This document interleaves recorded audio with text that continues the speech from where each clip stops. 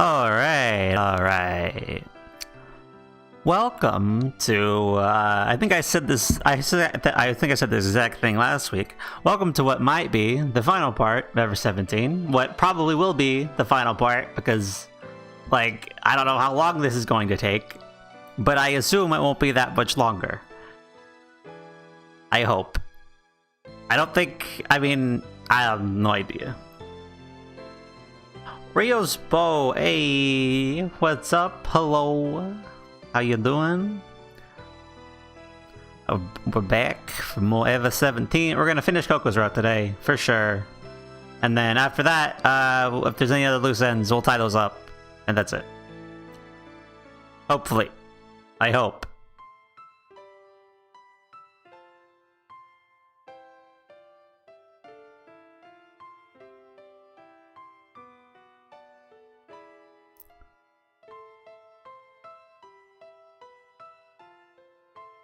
I would say, I don't think I saved anywhere else.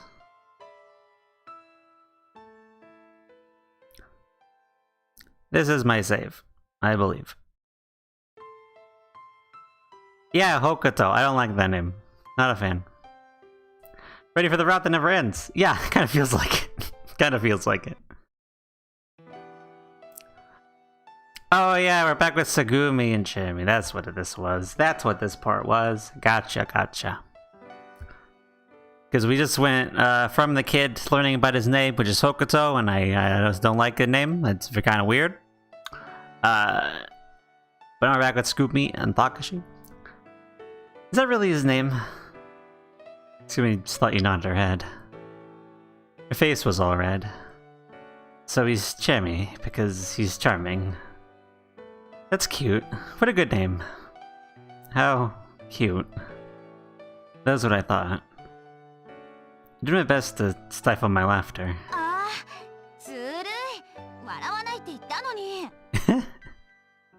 I'm not laughing.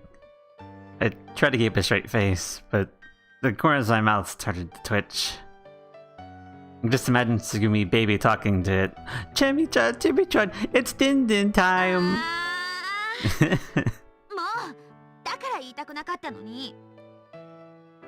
Sullen, Tsugumi was red-faced. But she held up the bath towel she had behind her back. Oh, thanks. I took the towel and wiped myself down. Phew. I breathed deeply, feeling reborn as I glanced at Tsugumi's profile. She was playing with the hamster in her hand, and her cheeks were bright. She looked so happy. It's the first time I've ever seen her smile like she meant it. Tsugumi said in a whisper, without looking at my face. I head towards the elevator area with Tsugumi. Since we're in the area with the generator room, we had to take one of the egg-like elevators to get back. I felt excited, maybe from the feeling of accomplishment of rescuing Chimi. But my feet were heavy, my body just couldn't keep up. I was exhausted. 5 hours earlier, I'd been running with you on my back since she started suffering from something all of a sudden. Oh, yeah. With my effort to rescue Chimi, I swam over 102 meters underwater. Is this really just fatigue? It's heaviness. I feel a bit feverish, too. Ugh, the symptoms are coming in. That's not good. I have a slight headache. Have you caught a cold? It's worse than a cold, Takashi. It's not good. Tsugumi is okay, but that's for reasons. Tsugumi must have noticed my slow steps because she looked worriedly at my face. I'm just tired. I'm not, Tsugumi. It's about to get not good. Yeah, I'm fine. I'm just tired, that's all. I don't believe you. Tsugumi was worried about me. It was a funny feeling. By the way, how about yourself? Your leg, you know, your injury. Tsugumi was dragging her right foot. Are you really? The wound didn't open up or anything, did it? Tsugumi stopped walking. She clearly picked up her skirt with her hands. Get it out! In shock, I slapped Tsugumi's hand and stopped her. Tsugumi giggled gleefully.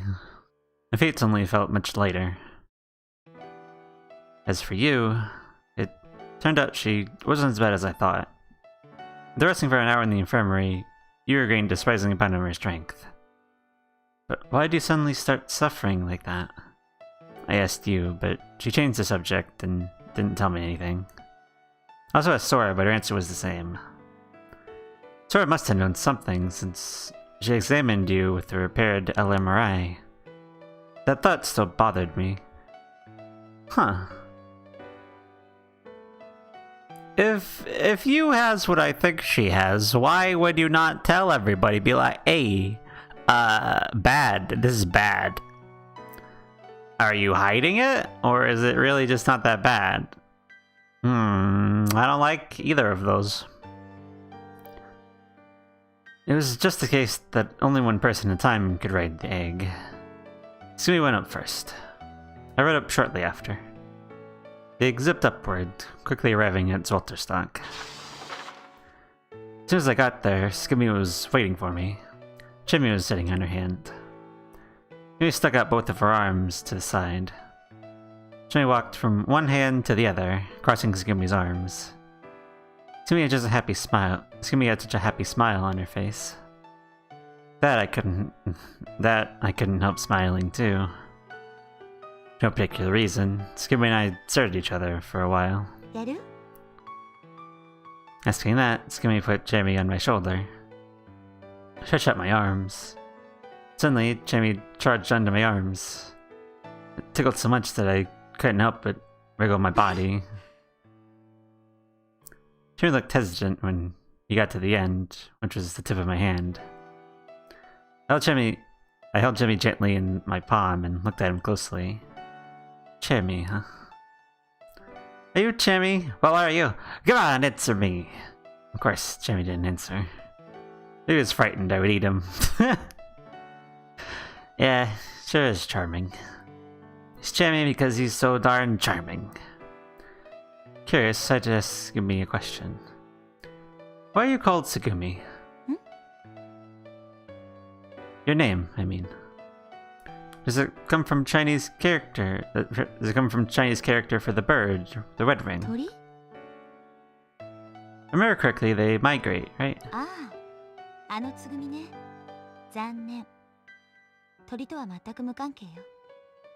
Not birds. Then, what does your name mean? They asked Tsugumi. I passed Jamie back into her hand. The charmingest charmer ever charmed. Yep, that's Jamie, exactly. As I asked Tsugumi, I passed Jamie back into her hand. So he picked up Jamie and told me. Huh? The moon? The moon? Around us? The ocean?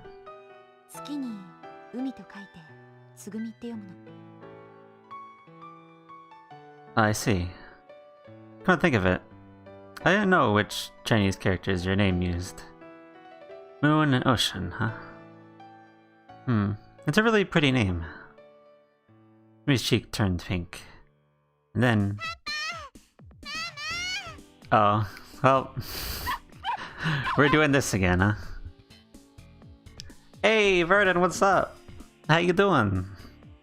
I don't know if you've seen any of this or know what's going on, but I'm playing an old visual novel from 2002. We're very far in the last fruit.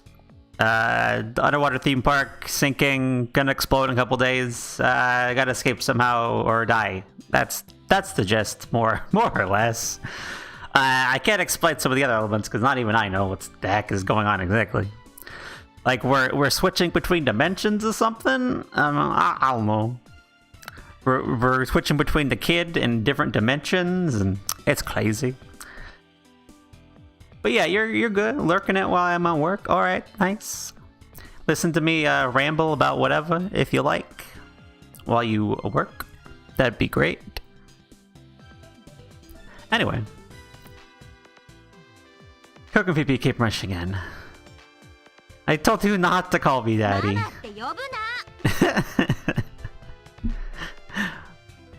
Have you had this conversation with Coco as well, Tsugumi?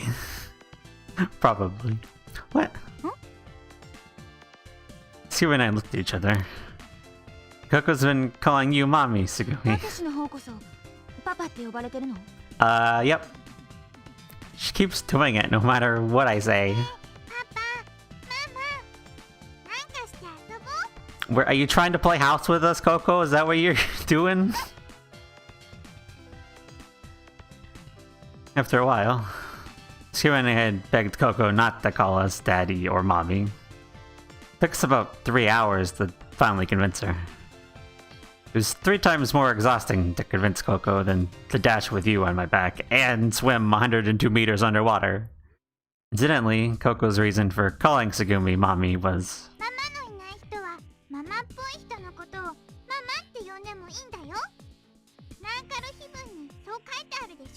It's written in the what? I'm sorry? The Nakal tablet?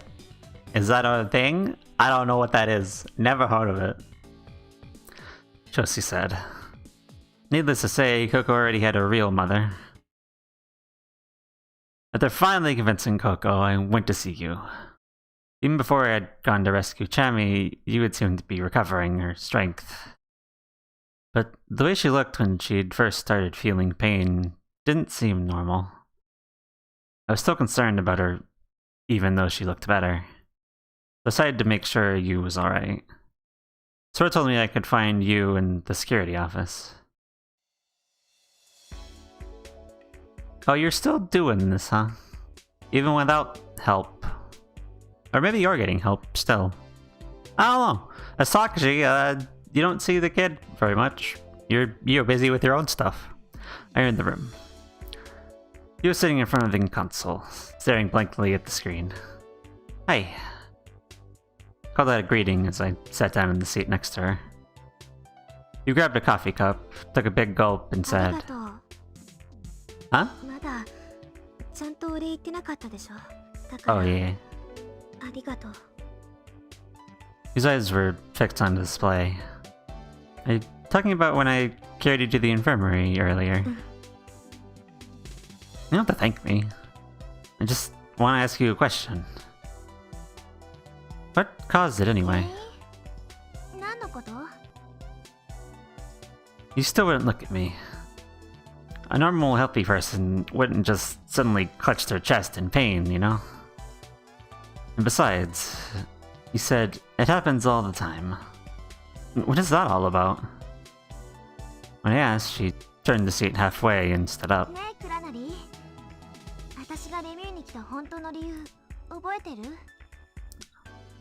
You briefly changed the subject. I understand why she was asking the question, but I answered her anyway. Yeah, I do. Team to get a part-time job raid from Lurk. I think that's right. Thank you for the raid. Hello.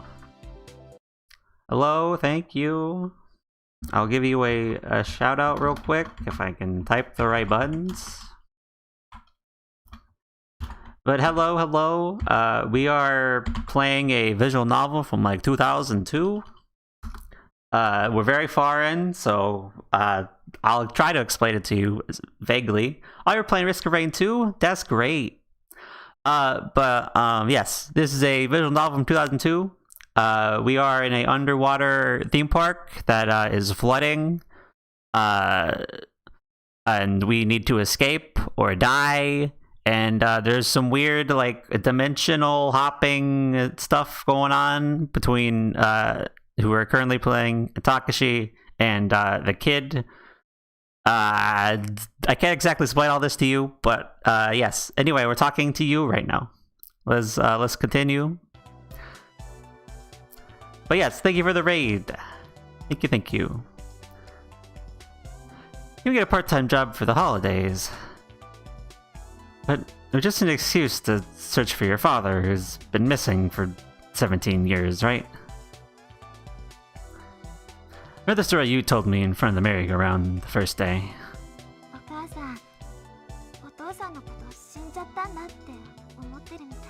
Yeah, the thing with your dad, where he's just disappeared.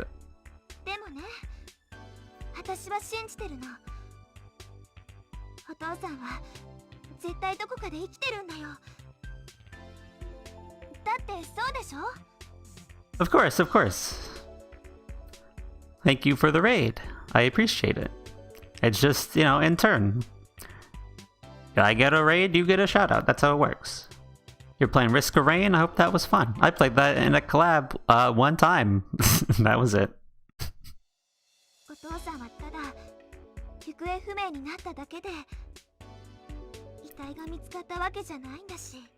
Yeah, your dad just disappeared and they never found him, but he's gotta be here somewhere, probably.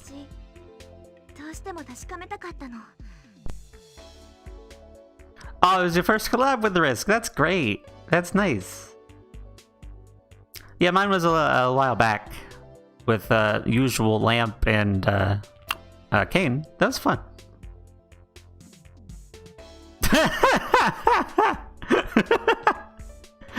You gonna raid and get a shout out? What, are you guys gonna kiss? I mean...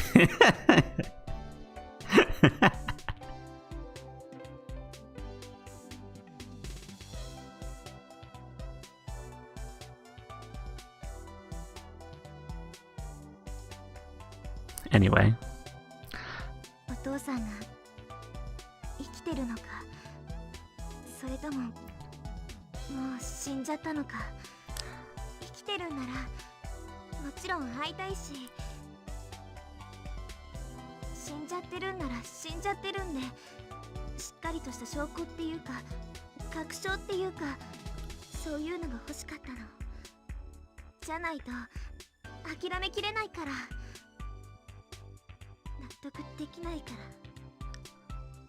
Yeah, you're headstrong about this, about your dad. You gotta find your dad. Just like that time I didn't know what to say to her. The story of the 800-year-old nun came to my mind. You believe that the 800-year-old nun actually existed. How in the story the son of the bell had stopped one day, but nobody actually found her body. When I came to think of it then, I realized that it was probably Yu's wish. She was probably mixing your feelings about her father's situation with the story of the nun. It occurred to me like that.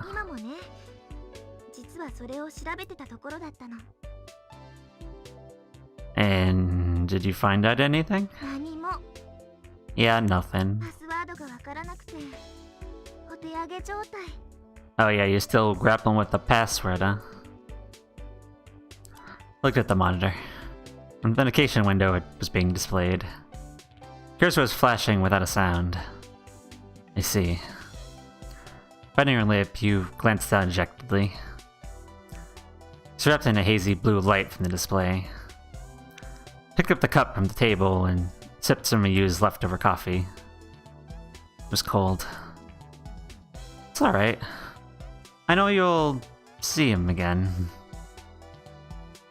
Looked down into the cup. Black coffee hid the bottom of the cup from my view.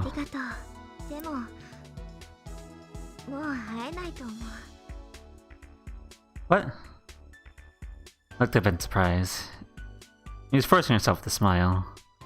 He squinted her eyes and looked off in the distance.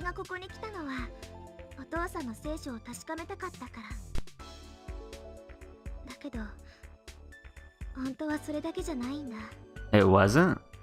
And what was it? You're running out of time? What? What?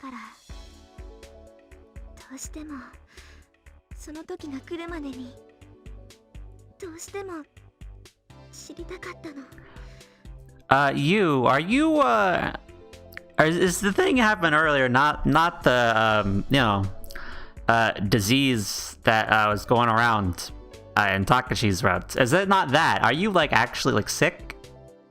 Why did this not come up? Or are you not sick in the kids' universe? routes, maybe. Interesting.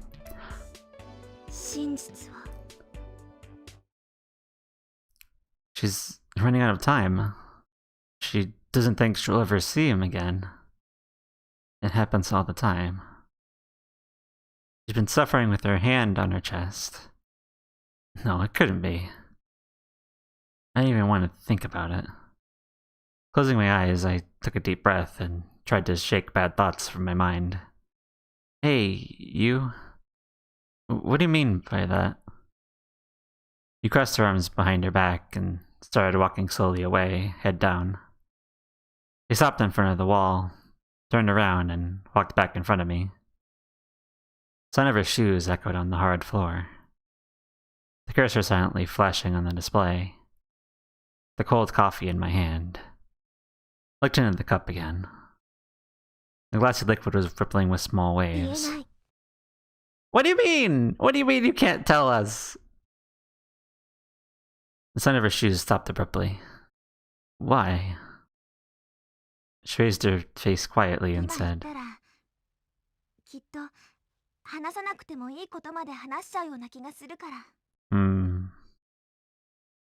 But... She remembered my words and went on.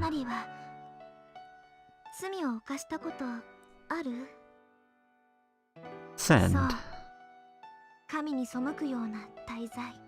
ただし、神を信じてるとか信じてないとかそういうことは関係なくて、ただ倫理的に道徳的に取り返しのつかない過ちを犯したことがあるかどうか、それを聞いてるの。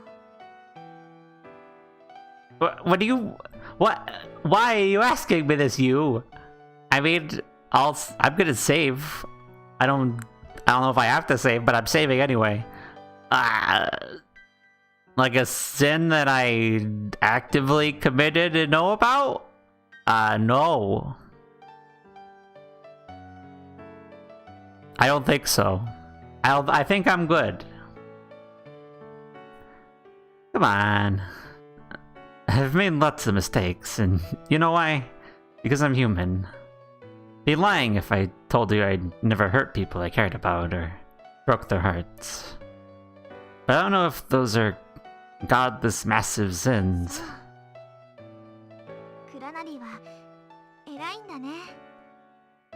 What? 本気で言ってるんだよ。それに比べて私はもう人間じゃないのかもしれない。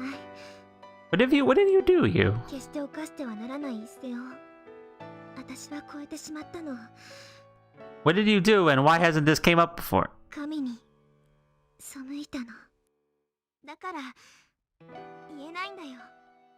今クラナリに話したらそれはきっと言い訳になってしまうから。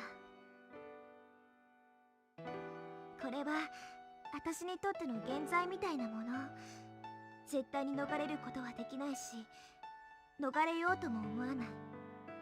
私は死ぬまで、そう、死ぬまでこの罪を背負いながら、引きずりながら生きていかなければならないの。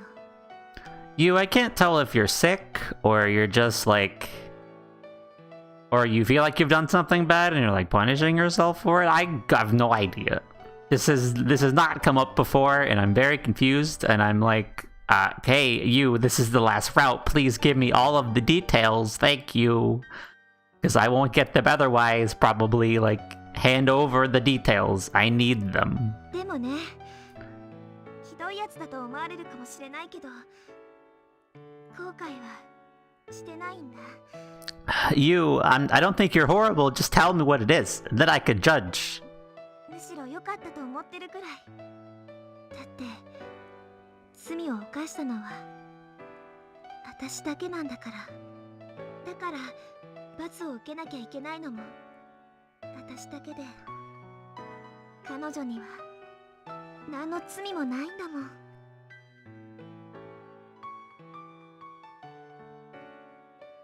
She? What are you talking about? 私自身のこともう一人の私。 What? Oh, wait. Wait, do you mean like... Wait, hold on a minute. Excuse me. Do you mean this figuratively?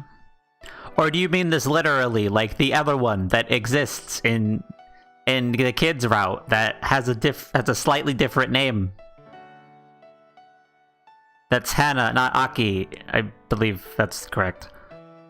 Is that what you're talking about? Or are you being figurative? I don't know. Your other self. Are you telling me you have a split personality? You didn't say anything and took the cup from my hand. Sipped the cold coffee. For some reason, you suddenly tilted the cup. Black liquid overtaken by the force of gravity went splashing to the floor. Whose eyes were fixed on me. There's no expression on her face. All the emotion gone from her face, and I couldn't read what she was thinking. Her eyes were dark, dull, and without a spark, like a pair of ash gray glass beads. Eventually, you whispered, 彼女、私の妹なの。 What? Your sister? そう。だけど、彼女は私自身でもあるの。 What?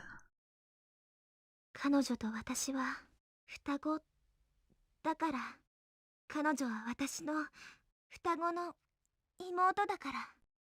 Wait, wait. I don't know how that fits. Are you telling me the other you and the kids route is your sister? That's why you have slightly different names? 二卵性のソーセージ?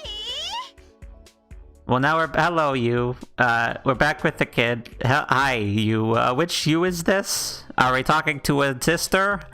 I have no idea. You yelled right next to my ear. What are you so surprised about? Didn't I tell you? マヨと少年が双子の兄弟だっていうのは聞いてたよ。 Oh, yeah, we're talking about the kid and Sara now. But like, you're jumping from like, you has a sister, a twin sister, and now we're talking about siblings over here with the kid. I need more details. Can I go back to the other you, please? I would like to go back to Takashi and the you conversation about the sister. I need to know what's going on with that. But no, we're back over here with the kid. Or Bokuto. But I don't like that name still. I think that's bad. The kid is much better. Why don't you just adopt that as your name? Anyway. でも、一卵性とか二卵性とかそういうのはまだ。 Oh, but I laughed without thinking. You cocked her head. Well, of course we're fraternal twins. I mean, I'm a guy and Sara's a girl. 当たり前なの? Minogazic is when egg is fertilized and when that embryo splits into two. So both twins have the same exact genetic makeup. That's why they're called identical, because they look the same. And, of course, because they're the same gender. So, for identical twins, you can't have anything other than two girls or two boys. But Dizugaric, on the other hand, is when two different eggs are fertilized by different sperm.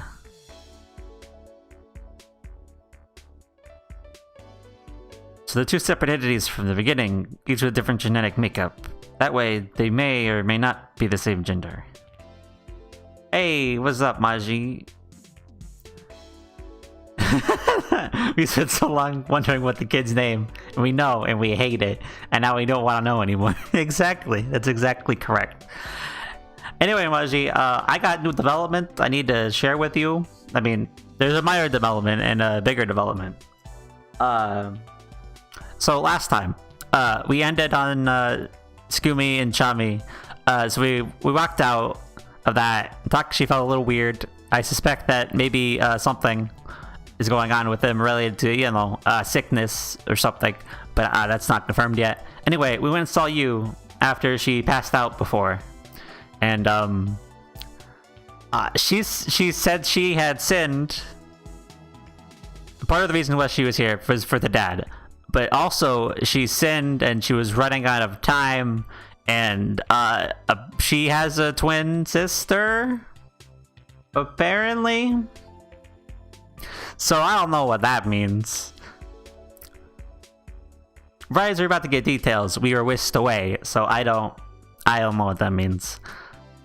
I'd much rather go back and talk to the other you, but I can't right now. I'm back with the kid. So anyway, they might not even look much alike. They're basically just like other siblings. So they're more like siblings who happen to be in their mother's body and get born at the same time. なるほどね。ってことは、男の子と女の子の双子だったっていう時点で、すでに二卵性であることは確実なわけだ。Exactly. で、何の話だったっけ? I have no idea, you. I was plopped into the middle of this conversation. You forgot?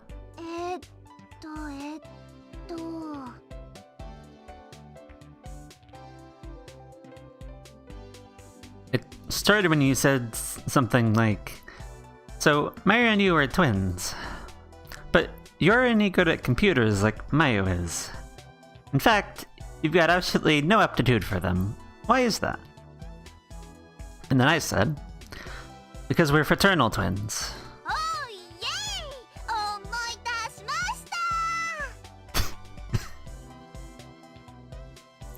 You floated limbs around on top of the ruins. That was right.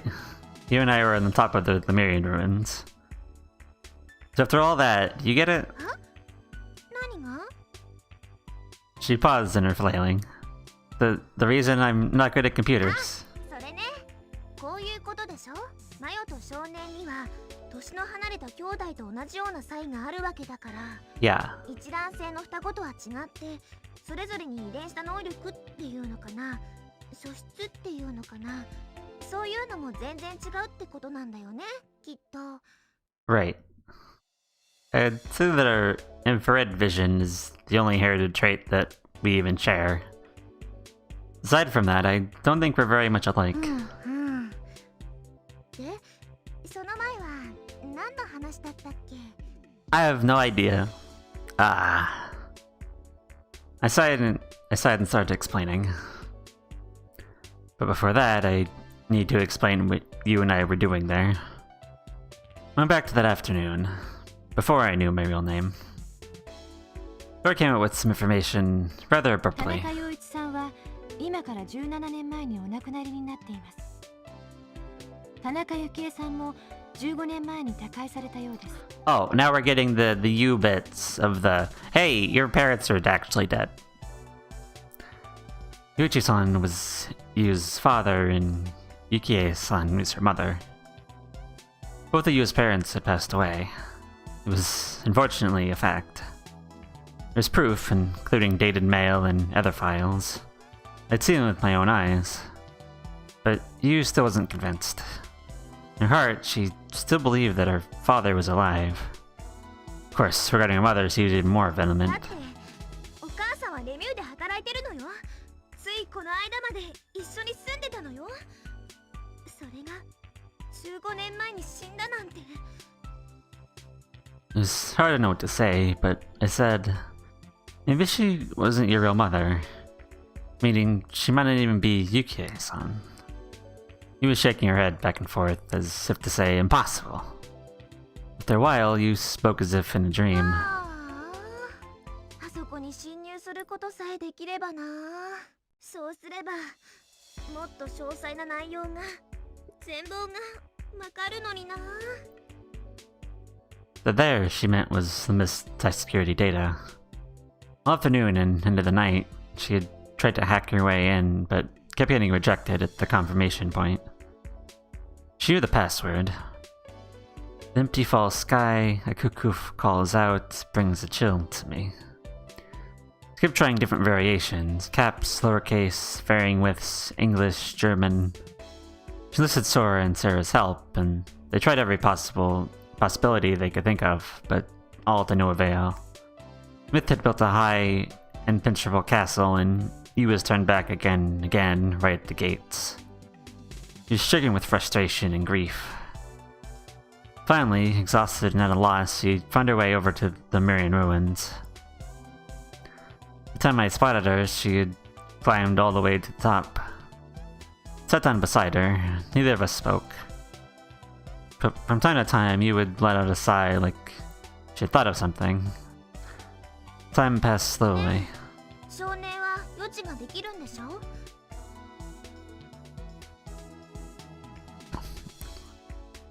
About the 153rd sigh. You certainly came with that 私 question. のお父さんとお母さんについてなんかわかることないの? Well, you know, premonitions aren't the same as seeing into the past. You're talking about 15 and 17 years ago. I was only one, or not even born yet. Either way, there's no way I can look at that far into the まっ past. たくもう使えないやっちゃな。空とマヨが悪戦苦闘してた時だって少年はそばでぼんやりと見てただけだったし。あ、そういえばマヨと少年は双子なんだよね。なのに少年はマヨみたいにコンピューター関係に詳しいわけじゃない。 Oh yeah, this brings us where we were その then. システムもどうやらありそうもない。これはどうして? But because we're fraternal twins. わお、バナナバナナ思い出しましキュッキュッキュッキュッキュッキュッ出しましキュッキュッキュッキュッキュッキュッキュッ出しまし Is the PS2 game playing through one or totally legally doing it? No, I think there was a PS2 port, but there's also a PC port. I'm playing off of a fan upgraded patch of that. キュッキュッキュッキュッキュッキュッキュッキュッ思い出しました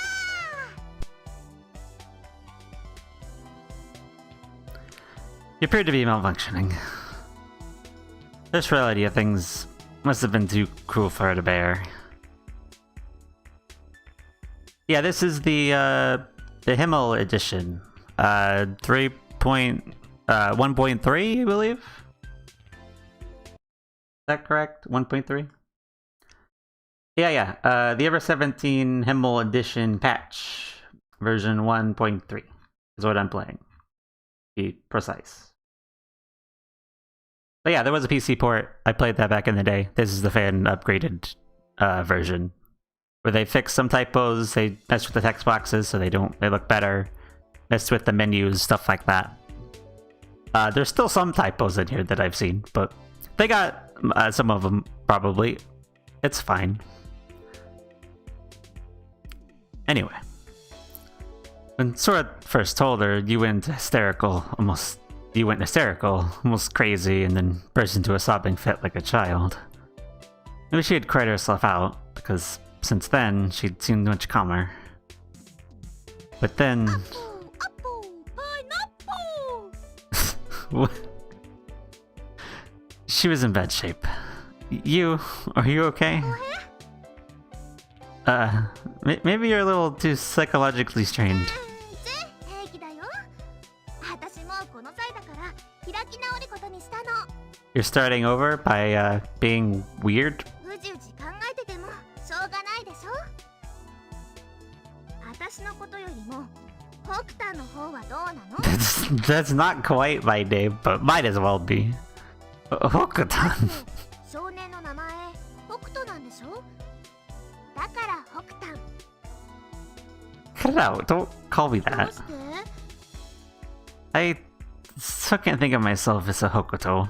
Exactly. Even the kid doesn't like his name. I don't like it either. If I was walking down the street and someone called out, Hokuto, I wouldn't turn around. In fact, I don't think I could. It wouldn't seem like they were calling out to me. そんなバカママのこと言ったってダメだよ。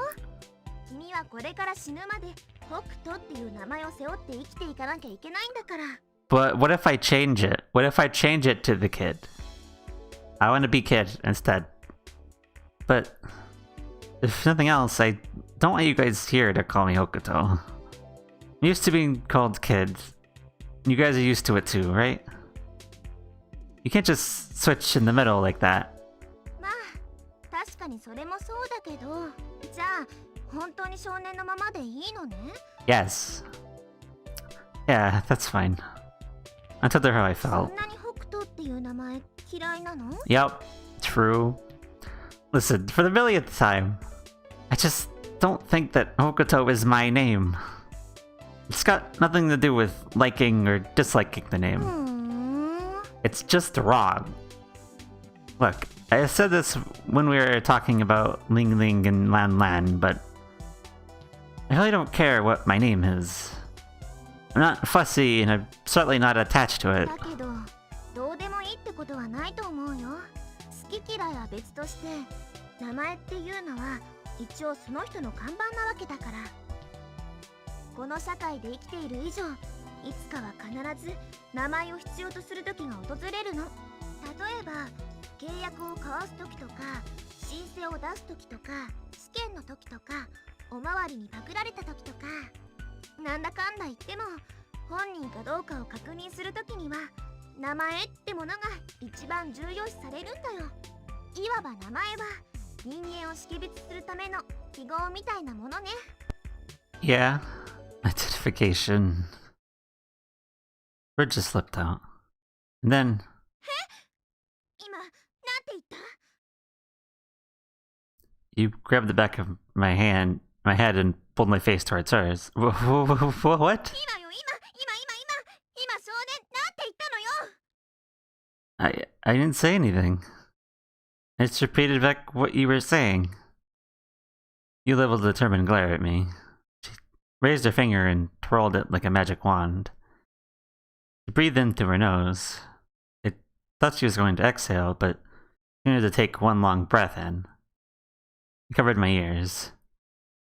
She grabbed my hands and pulled them away from my ears, and then, with all the air she had sucked in, she let loose right next to me. わかっちゃった。Grinned loosely. I skipped blinking at her, and then... わかっちゃったです。わかっちゃったです。私わかっちゃったです。You, are you okay? What's up? I see てる。I don't think you is okay. Suddenly, out of the blue and with no warning, she kissed my cheek. A perfect hit. I was a little giddy. ほら、早く聞いて。Ask. 何がわかったのって聞いて。I did as I was told. Hey, you, what did you figure out? よくぞ聞いてくれました、そうね。実は、どうしてレミの認証をクリアできなかったのか、その本当の原因がわかったのであります。Oh, yeah? Is that why you're so excitable right now? 私たち、今までずっとパスワードが間違ってるって思ってたじゃない？でも、そうじゃなかったの。Oh, I know what you figured out. パスワードは多分あれでいいんだと思う。 The password's right, but the name is wrong. 海月の極空に涼しホトトギス。 Huh? What do you mean? だから、ぶっちゃけこういうこと。間違ってたのはパスワードじゃなくて名前だったのよ。Yeah, it was the username that's wrong. そう、名前は人間を識別するための記号。本人かどうかを確認するときに一番重要視されるもの。つまり名前が間違ってたらいくらパスワードが正しくても認証は下りないってこと。 Access denied, invalid name or password. Seen that message umpteen 少年が times. 言ったように、もしも私の知ってるお母さんが本当のお母さんじゃないとしたら、彼女の本名は田中幸恵ではないってことになる。ということは If you just knew her real name, you could clearly miss confirmation. 正解。 You tapped my forehead. But how will you figure out her real そ name? れは空に聞いてみればわかるでしょ。 If we were to play Sora, you'd grab my arms. A second later, jumped on off the ruins with a great cry. Hold off balance, I flew clumsily through the air. I nearly toppled right into my head, but managed to just right myself like a cat and landed safely. My excellent reflexes impressed me. As for you, she was sprawled in her belly in a puddle, arms and legs spread awkwardly.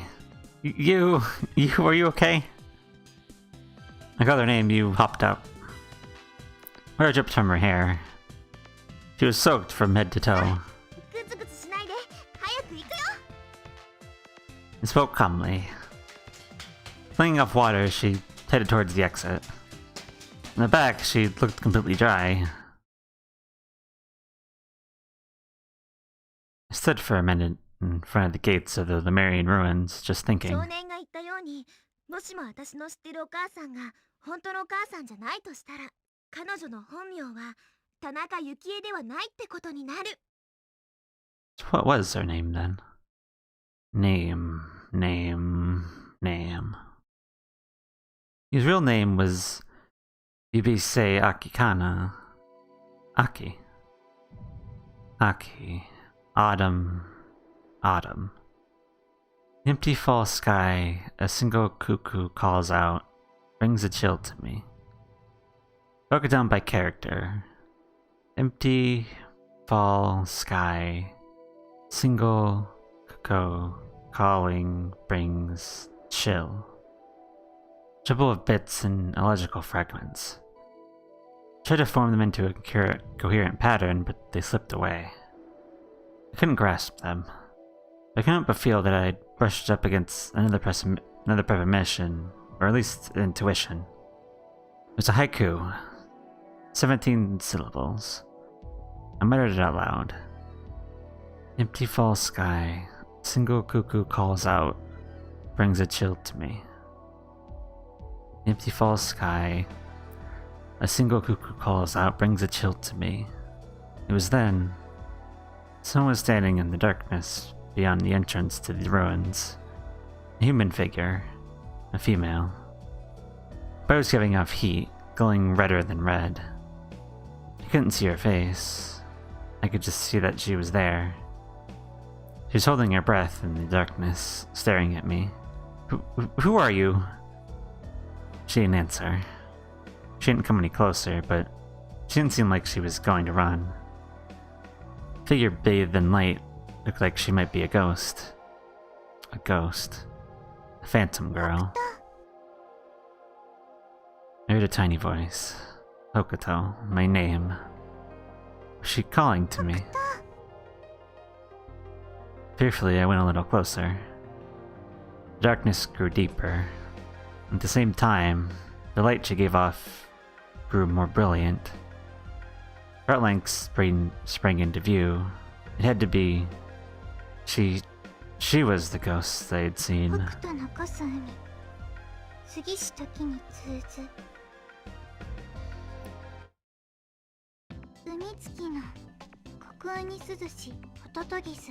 Why are you reciting this poem now? Huh? What did you just say? 海月の虚空に涼し、ホトトギスって言ったんだよ。What is that? That's a haiku. Why a haiku all of a sudden? 風流でしょ。 Elegant. きらびやかでしょ。 Refined. 大昔の日本人は突然俳句とか読んじゃってみたりなんかしたらしいですよ。 Why do you know that, Coco? ほいでもってですな、一句読むことによって世俗的な日常をしばし忘れ優雅な気分に浸ってたらしいですよ。Oh, is that so? なんですよ。 But listen, Coco, it's not once upon a time right now, and you kind of threw me off guard with your haiku making there. でもしょうがないじゃん。 What do you mean you can't help it? ここたけちゃんとお話ししてたんじゃないんだもん。Coco, sorry. Coco, excuse me. So Tsugumi, at least in the kids' route, is vaguely aware that something's going on. But Coco, are you also aware of what's going on? What? ここはね、今異次元の生命体とお話ししてたの。 You definitely know something, Coco. If you're like I can't just wave that away. You were though. You were just doing that. Another dimension. そうだよ。 Apparently, Coco is radiating microwaves. Oh, my head. I feel my brain start to melt and come out of my nose. What? Wait a minute. My brain couldn't be coming out of my nose. I rubbed my nose with my finger. Something sticky and viscous was stuck to my finger. It was bright yellow. Ah, crap. Crap, my brain is melting. This isn't the time for jokes. Shut up, it's not funny, stupid. It's your fault. It's your fault that my brain is... This is no time for a hee-hee, a funny. This is no time for that. Coco is actively reaching out to the kid from this dimension. What? Coco is stamping her feet, grabbing her belly, and laughing uproariously. Hey, actually, it all happened 20 minutes earlier. たけぴょん、たけぴょん、起きてよ。眠れないんだよ。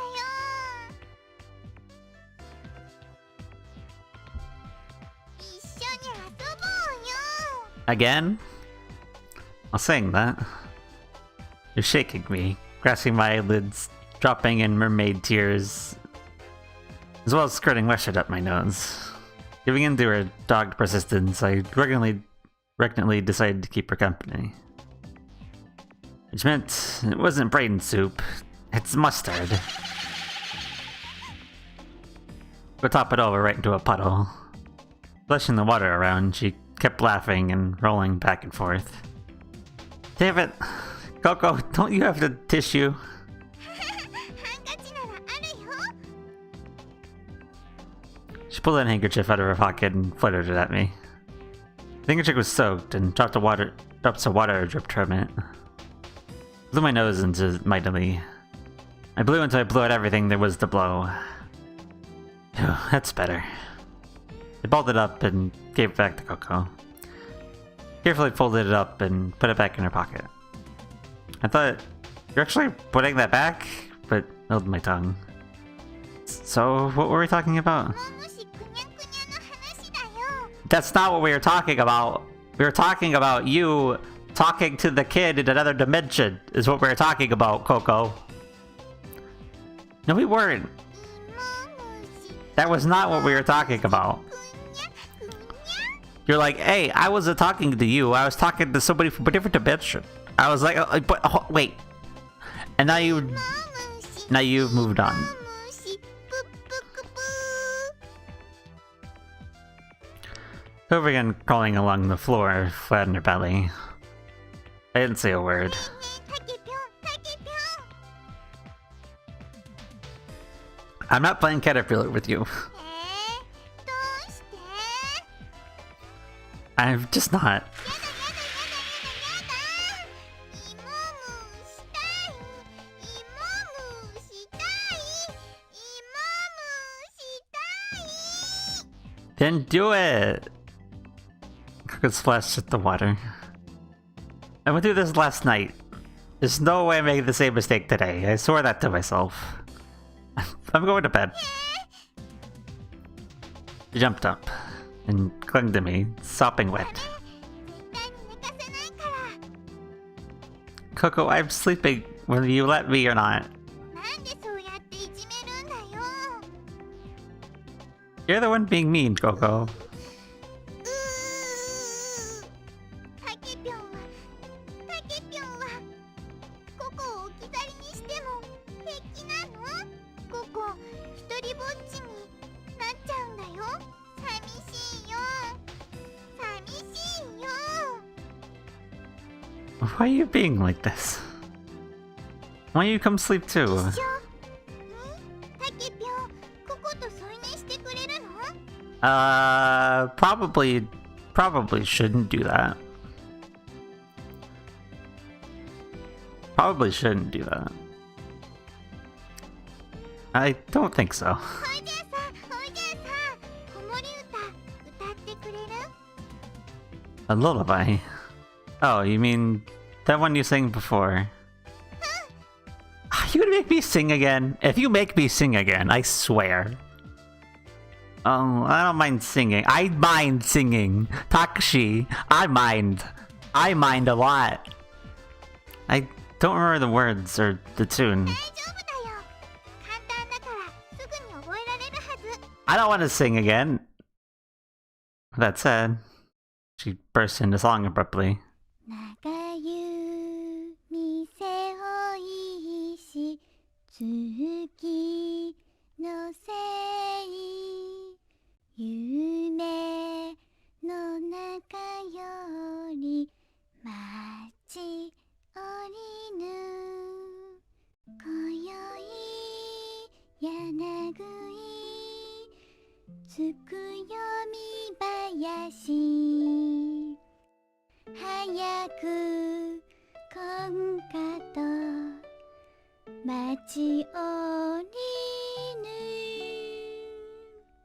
眠りたもぬくと丸みて眠りたも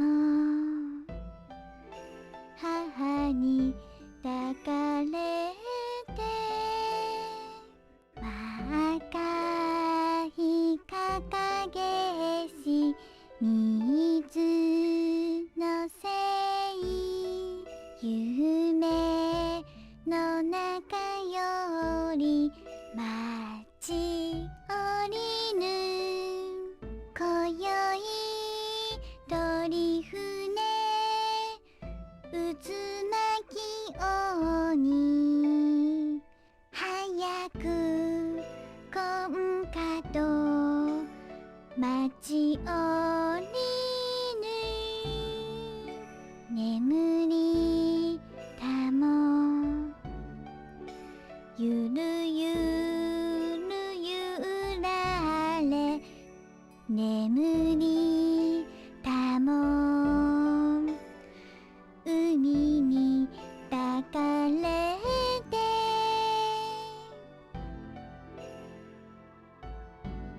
What was it? As soon as I heard Coco's lullaby, I felt a wondrous tranquility. I felt a tickle in my chest, like someone had blown lightly on me. The breath blew away all the dust and dirt that had built up inside me and revealed precious feelings I thought lost long ago. Precious wonder, like the vastness of the sky, it seemed to me when I was a little child, or the deep blue waves, or vagrant at twilight. Back then, I thought the ocean went on forever, and I was transfixed by the perfect beauty of the moon. Better or for worse, a delightful sweet time. Coco's lullaby called up a sentimental mood in me. Lost in its sweet fragrance, I made the mistake of drowning in it. What a good song. I think that was the full song. Before, we just got like one verse, and that was it.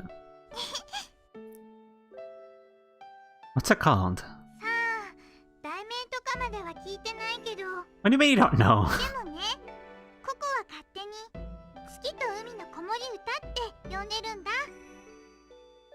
Moon and ocean. But don't the verses start with moon sprite and water sprite?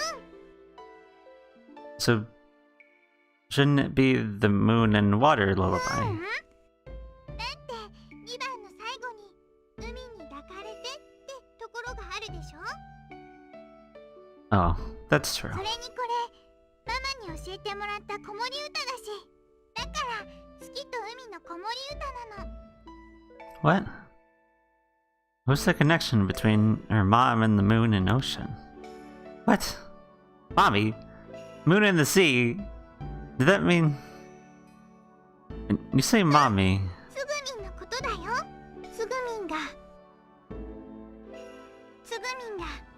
歌って聞かせてくれたの。 Wait, Tsugumi taught you that song? And... We're back with the kid, but... Tsugumi taught you that song? And Takashi's... What? Okay. Hi, this Coco, what's up? Tsugumi. That's crazy. It's impossible. Because no one knows that lullaby except Sara and me. Why are you laughing? コクタン、自分で言ってること変だと思わない？ What? コクタンは今混乱しちゃってるんだ。 Yeah, tell me, Coco. Reveal your secrets. だからついつい本音が出ちゃったんだよ。コクタンの中にいる本当の自分がぴょこって顔を出しちゃったの。いい？コクタン、よく考えてみて。あの子守歌、つぐみんが知ってても別に不思議じゃないよね。 Is it?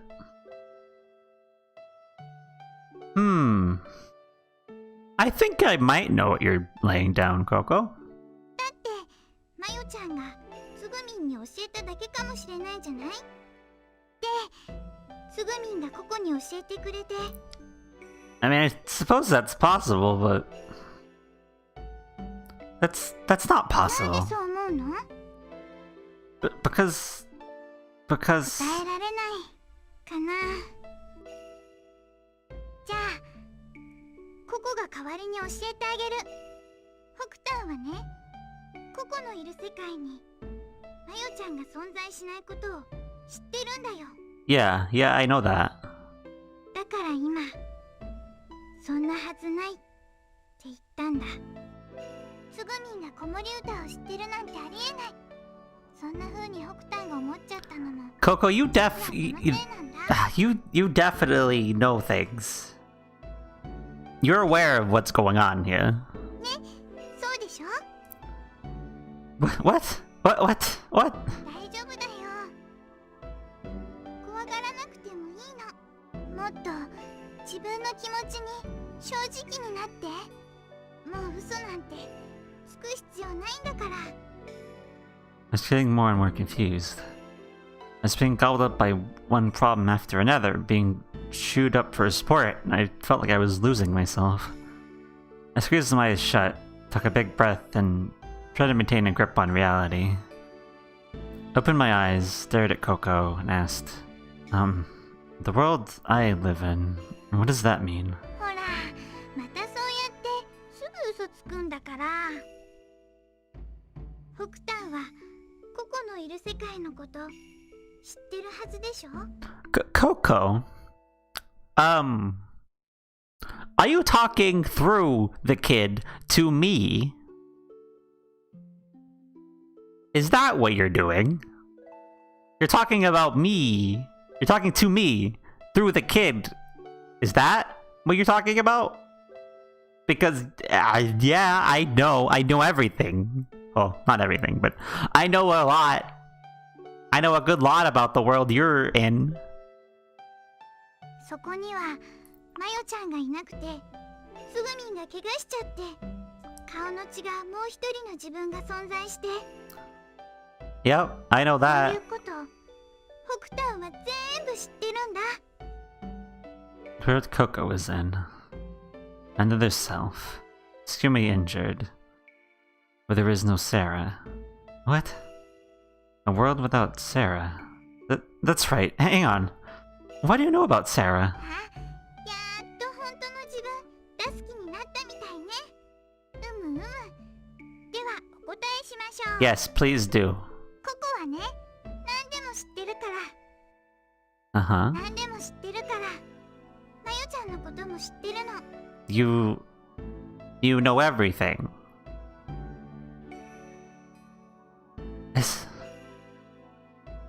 Is this both Cocos? Or is just this? It has to be both Cocos. She said it. She said as much. She was talking to someone from a different universe. It has to be. それはどうしてかっていうと、ここには超能力があるからなの。 Okay. うししししししししし。 I can. All right. Stop trying to mess with me, kid. It's fine. ごまかしてなんかいないもん。本当のことなんだもん。じゃあ逆に聞くけど、北端はどうしてココのこと知ってるの？ Yeah, that's the question.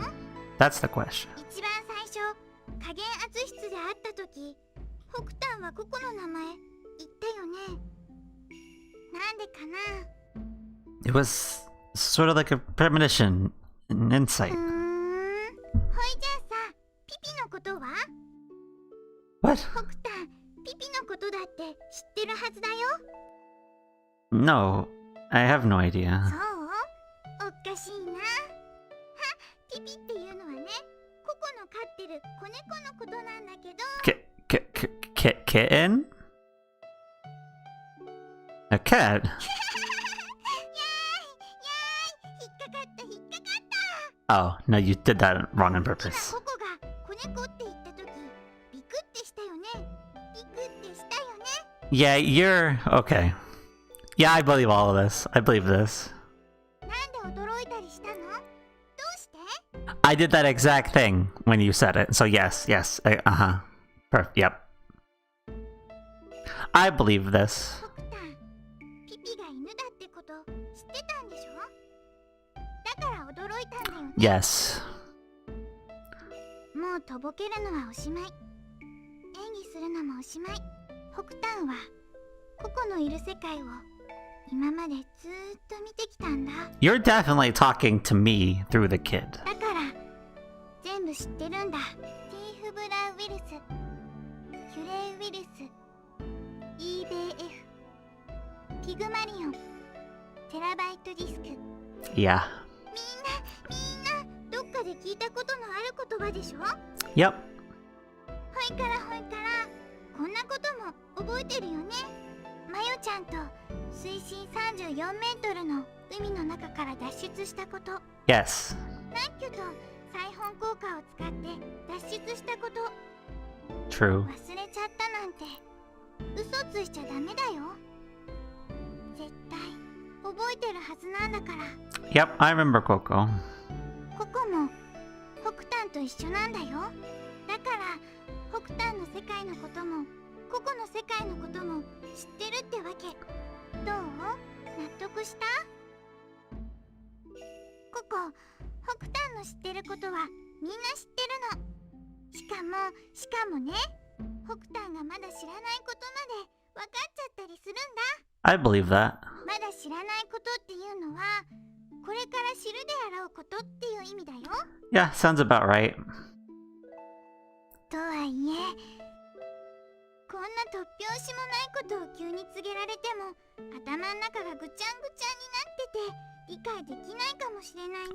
I mean, me, this is all, I understand all of this. The kid, probably not. He'd probably get very confused. But I understand all of this. だけど必ずいつかわかる時が来るから。 And Coco, I hope that one day is today. I hope. だからもう一度だけ言うけど、絶対に自分に嘘をついちゃダメだよ。いい？わかった？ Of course I don't understand. やれやれ。 Yeah, that's how I feel. Coco, what are you? Why do you suddenly appear in front of me? At those words, Coco's face suddenly clouded over. She crunched up her face and drew her eyebrows together. Tears welled up in her eyes. She blinked to hide them and spoke quietly. 会いたかったからだよ。ココ、君のこと待ってたんだ。ずーっと会いたくて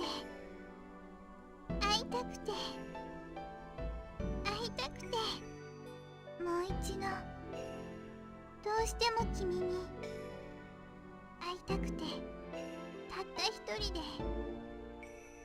一人ぼっちで待ってたんだよ。 Coco's word drifted into my heart and melted like a light snow. We gazed at each other without speaking. It wasn't what the words said, so much that she said them at all, that moved me so deeply. Before I sought their meaning, I let the simple power of her true feelings flow straight into my trembling heart. I couldn't take my eyes off Coco's sad, tear-filled eyes. Coco laughed softly. I could tell it was forced cheer. The bravery of that laugh gripped at my heart. ごめん、もう行かなくちゃ。またしばらくの間お別れだね。 What? ほいじゃ消えちゃう前に一つだけいいことを教えてあげる。 Yeah? っていうか、もう気づいてると思うけど、 Uh-huh. Tell me anyway. 北端が見たあの夢は夢じゃないからね。現実に起こったことだからね。今、ここが言ったこと忘れないでよ。 The dream you had.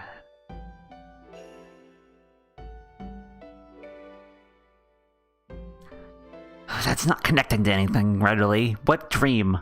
The dream, the dream in the storage room? With that? Is that what you're talking about? じゃあね、北端。 Bye, Coco. I want more I want all of the answers. I want to know everything you know right now. But goodbye.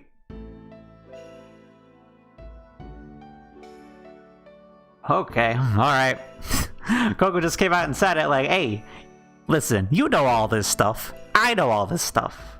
But I also know some stuff you don't know that you'll find out sometime. I'm like, but I need the details now, Coco. Give them to me. I want the details. But she left. What are you talking about with the dream? Are you talking about the dream, the Sara dream? With the guy yelling and, like, presumably beating on Sara. Is that what you're talking about? I don't know what you mean.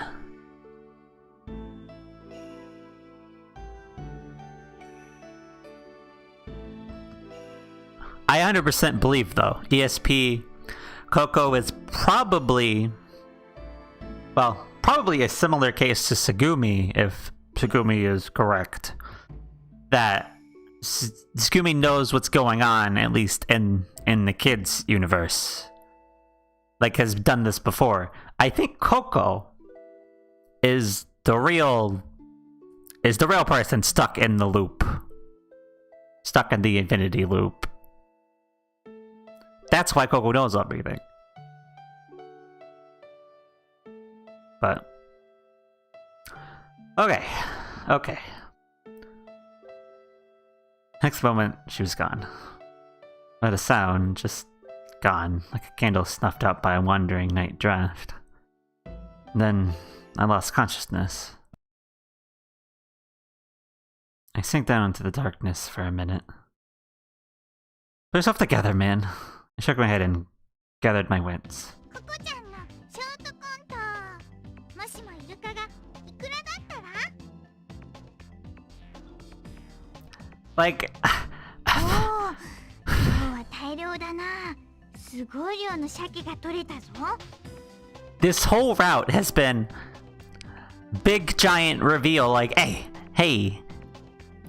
Coco being like, hey, I know everything you know. IBF, Triftblau, Cure, all that stuff, I know about that. I got ESP. I know everything. I know things you don't know. And then we come back to Coco riding a dolphin or something. A Coco show. And also we come back to the chicken play thing from last time. We come back to that, or we go to the story about the 800-year-old nun.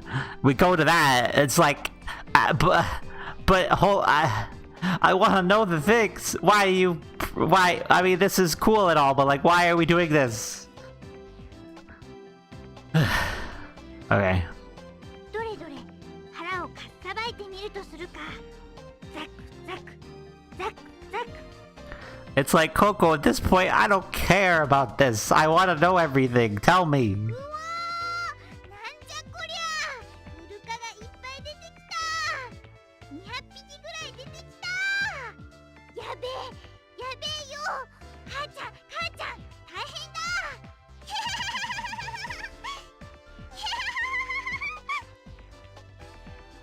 The reason I blacked out must have been Coco's microwaves. They got me.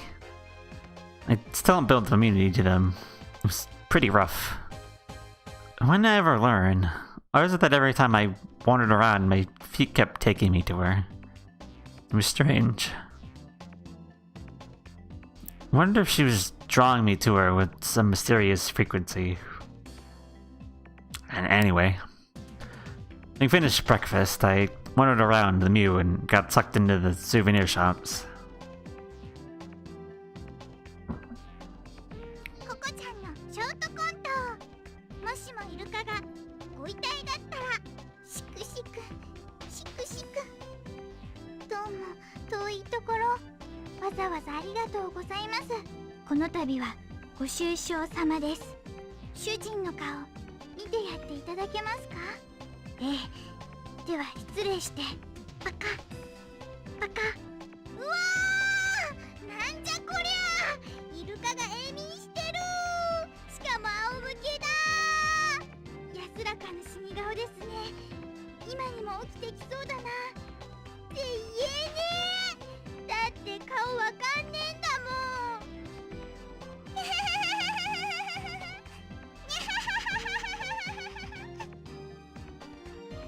Coco pattered along, shaking a stuffed dolphin.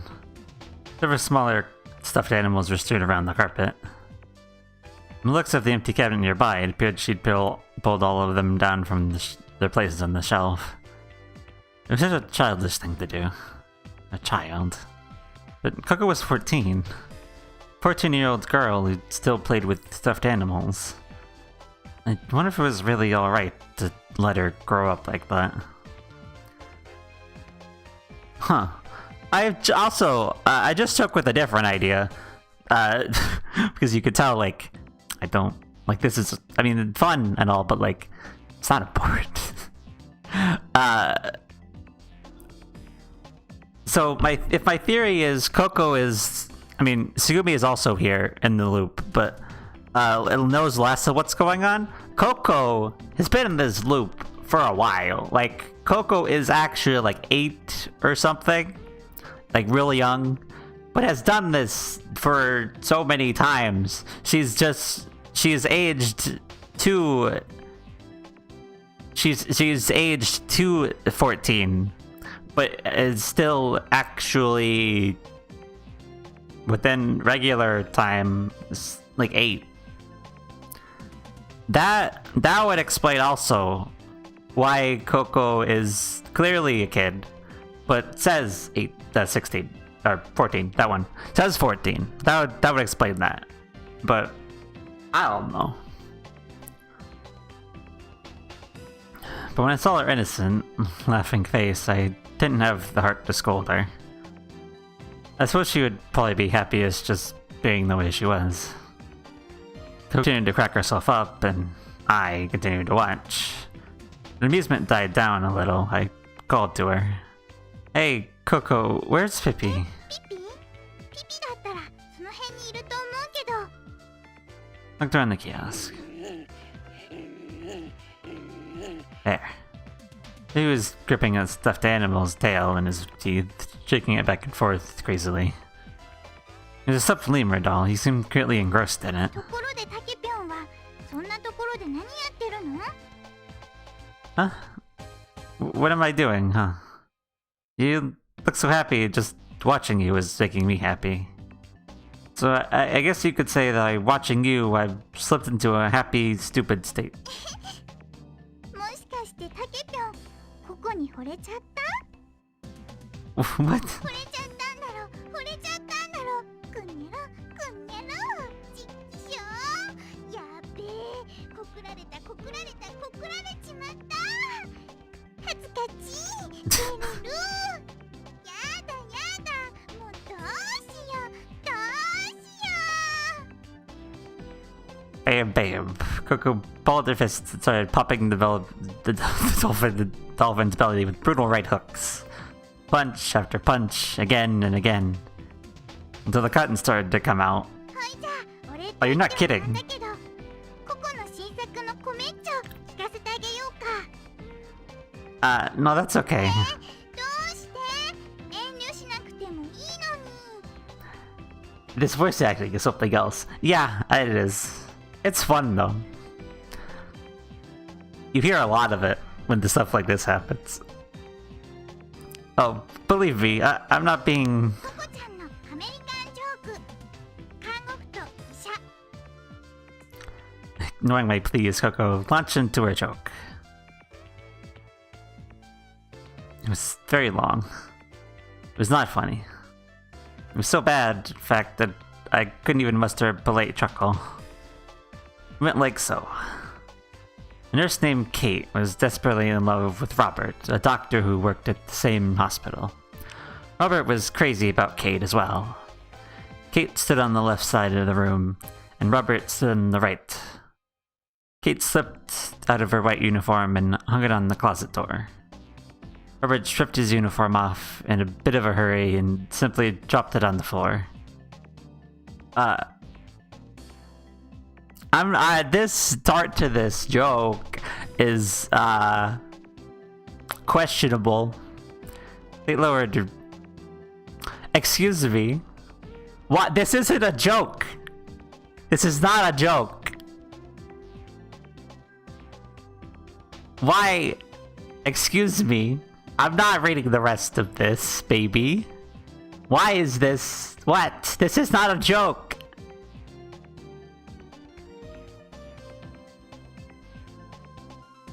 So why? So... what? Why? This isn't a joke! This is...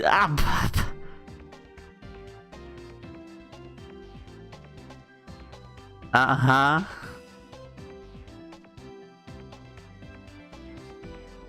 Oh, this is one of those kind of jokes. Okay, I'm fine. This is the joke being like, hey, they're about to do something, and then they don't, and that's the joke. Oh, by the way, Kate was sleeping in the night duty room, and Robert was sleeping in his room at home. Ah. Hey, what's with the face? I bet you're imagining something dirty, weren't you? That's the whole point of the joke. That's the whole point of the joke. It's to be like, hey, I said this in a way, so you had to put the things together, and that's on you. Ha ha! Look at you, you fool. That was the punchline.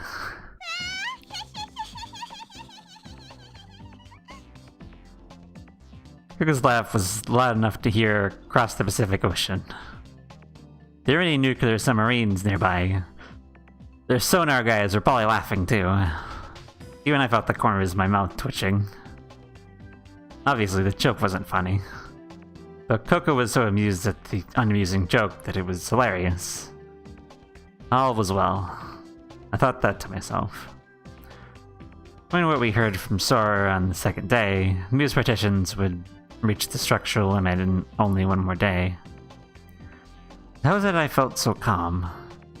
Maybe Coco's innocence was contagious. I wasn't even tense, I was lounging around.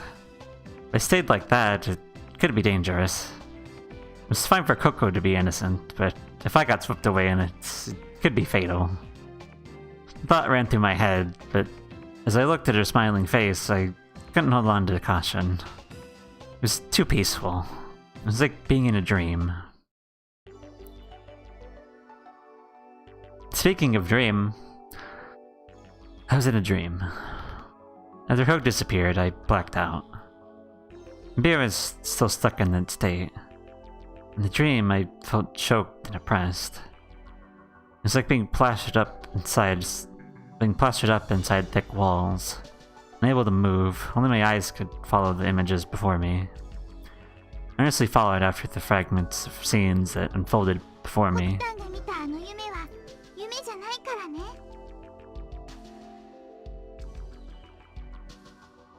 現実に起こったことだからね。I thought about it. That dream I had on the third day, right before I woke up. 僕たんはココのいる世界のこと知ってるはずでしょ。そこにはマヨちゃんがいなくてつぐみんが怪我しちゃって顔の血がもう一人の自分が存在して Tsugumi injured. Meaning it actually happened. But no, it couldn't be. The virus was still fine, and Tsugumi was as perky as ever. What could it mean? 絶対に自分に嘘をついちゃダメだよ。 Coco's words ran together. Scattered fragments of images began to come together a little, until I could make out a vague outline. But I still couldn't see the whole picture at once. It was like a freakishly large mural. Since I was imprisoned in those walls, there was no way to see the whole thing. What to do? Escape from those walls? Escape from those walls. I pushed my face out through the wall. I woke up. I was in the infirmary. Looked around. I was alone. I ran out of the infirmary and headed towards Twitterstock. Coco was right, and there really had been an accident, and Tsugumi was injured. In any case, I'd find Tsugumi and discover the truth for myself. But I didn't know where Tsugumi was. So I headed to the control room first. Sora was sure to be there, and Sora would know where Tsugumi was. I opened the door. Sora, where's Tsugumi right now? I ran into the room and yelled in a loud voice. 小町さんならここに。 Sure enough, there she was. Tsugumi on a chair turned to me. どうしたの？そんなに慌てちゃって。Hi, Tsugumi. Well...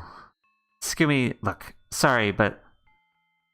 On the spur of the moment, I lifted up Tsugumi's skirt. 何するのよ！ Resounding slap. It didn't hurt. As a matter of fact, I seemed to have lost all feeling in my entire body. Like I had seen, on Tsugumi's right thigh, a faint scar. What is that scar? 傷？ The scar on your thigh. これはただの古傷よ。 Old scar? From ずっと when? 昔。ずっと昔のこと。 Where? Where did you get the hurt? それは。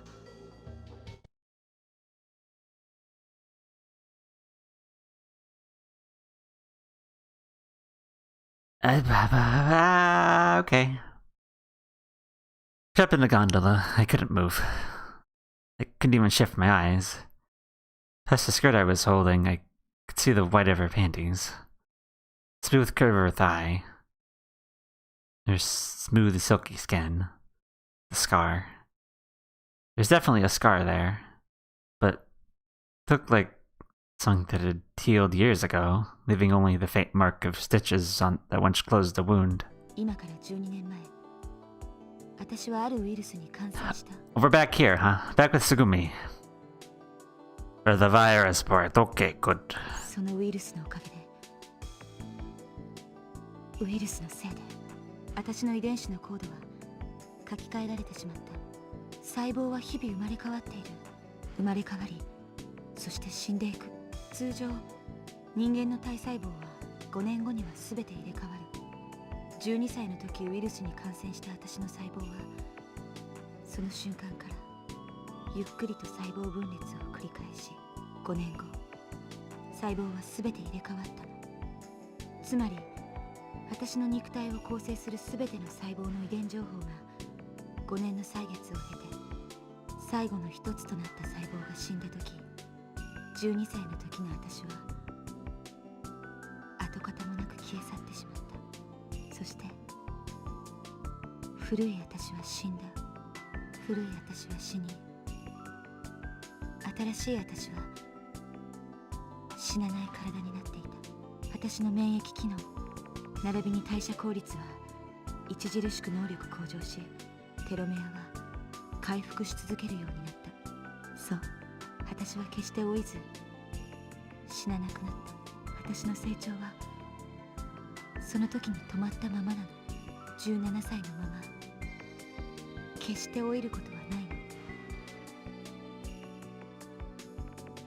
The Cure virus. Cure virus is a type of retrovirus. Like many retroviruses, the Cure virus is not contagious across species. When people simply say the Cure virus, they're actually referring to the human version of the virus. There are variants such as the monkey-specific cure, the rat-specific cure, but from here on out, we'll only be referring to human strain. Retroviruses turn their host's RNA into DNA with reverse transcriptionize and inject the DNA back into the host genes. It means they can directly rewrite the host's blueprint. Infected cells would go on processing proteins as usual and unwittingly reproduce the virus. At the same time, the cells with the rewritten DNA go on to divide, multiply, spreading throughout the body like cancer cells. Normally when cancer cells develop in a body, the body repulses them with the p53 function located on the 17th chromosome. p53 creates certain enzymes and proteins when there has been damage done to a gene. Self-replication, or causes atropos, natural cell death, works to repair the damaged DNA, thus earning its name the anti-cancer gene. The Cure virus mutates this p53 gene as well, rendering it useless. Thus, the Cure-infected cells can spread throughout a body uncontested. Then, once all the DNA code is rewritten, the host later becomes a new species. We'll just call the Cure. Let's call it the Cure species here. Thank you for the follow. Vanity raid. What do you mean raid? Did I get like an actual raid? Oh, I'm not getting the pop-up, but I guess thank you for the raid if you did raid from somewhere. I can't, at this point, I can't explain this to you. We're playing a visual novel, underwater space nonsense, not space nonsense, like sci-fi nonsense, different dimensions, crazy viruses, stuff like that. But thank you for the raid that I may not have gotten. I don't know exactly. But anyway, thank you for the follow in general. Thanks. Hello. Anyway. The Cure species' body is endowed with the following unique characteristics. 1. Self-regeneration of the telomeres. 2. Great improvement in self-healing. Telomeres are the base sequence located at either end of a chromosome and generally become shorter with every replication. If there are a certain number of divisions, the telomere gets so short that the cell can no longer divide. So the telomeres are like the bus tickets of the cell. Like the bus tickets of cell division. Once you spend them, they're gone. But not the Cure species. This new body produces an enzyme called telomerase, which allows unlimited recycling of the bus tickets that normally would already been spent. This allows almost endless cell division to continue, thereby eliminating aging and weakening. Having said all that, this is not a particularly unusual phenomenon.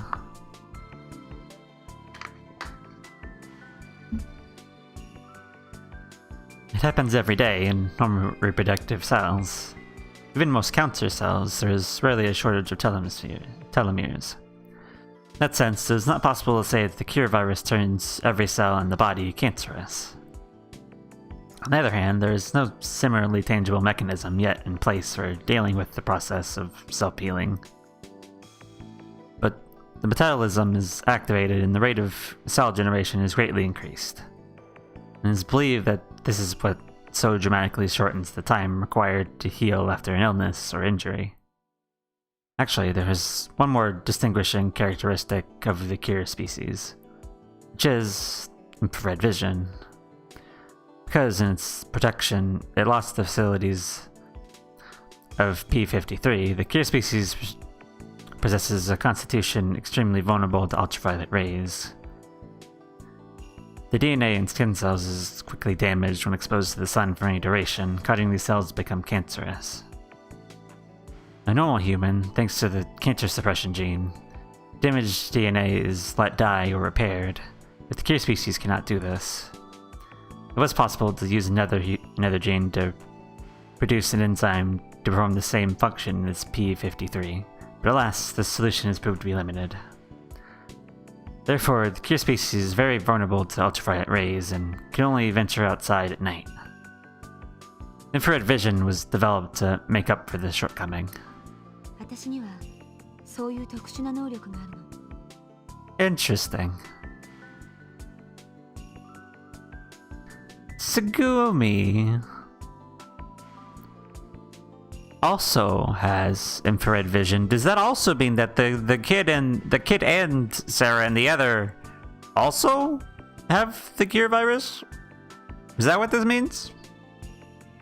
That's what it seems it means. That's why would you tell me the rest of that? But yes, go on, Tsugumi. Yeah, what ability? Yep. I finished her long talk on the cure virus. Tsugumi brought that up. Yeah, sounds the same.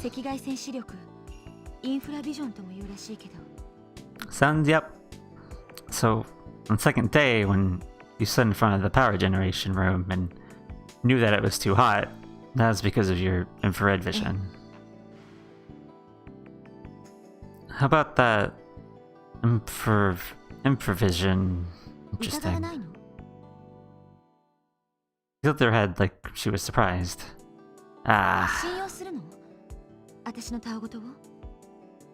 Well, it's an unbelievable story. Viruses, DNAs, bodies that won't die, it's crazy. I can't believe it, but I don't doubt it. If you say so, it must be true. So, I guess I have to believe it. And since I said that, my body was being pulled. Though she wasn't abnormally strong, I found it impossible to resist her. It was a natural flowing movement. Inside the white gondola, Tsumi's body was covering mine. I felt her breath, I felt her pulse, I felt the warmth of her body. A fragrant smell wafted from her neck. A musky smell. Sweet smell. She smiled coldly and gazed at me.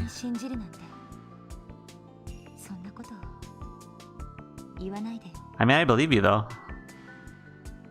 I think it's irresponsible.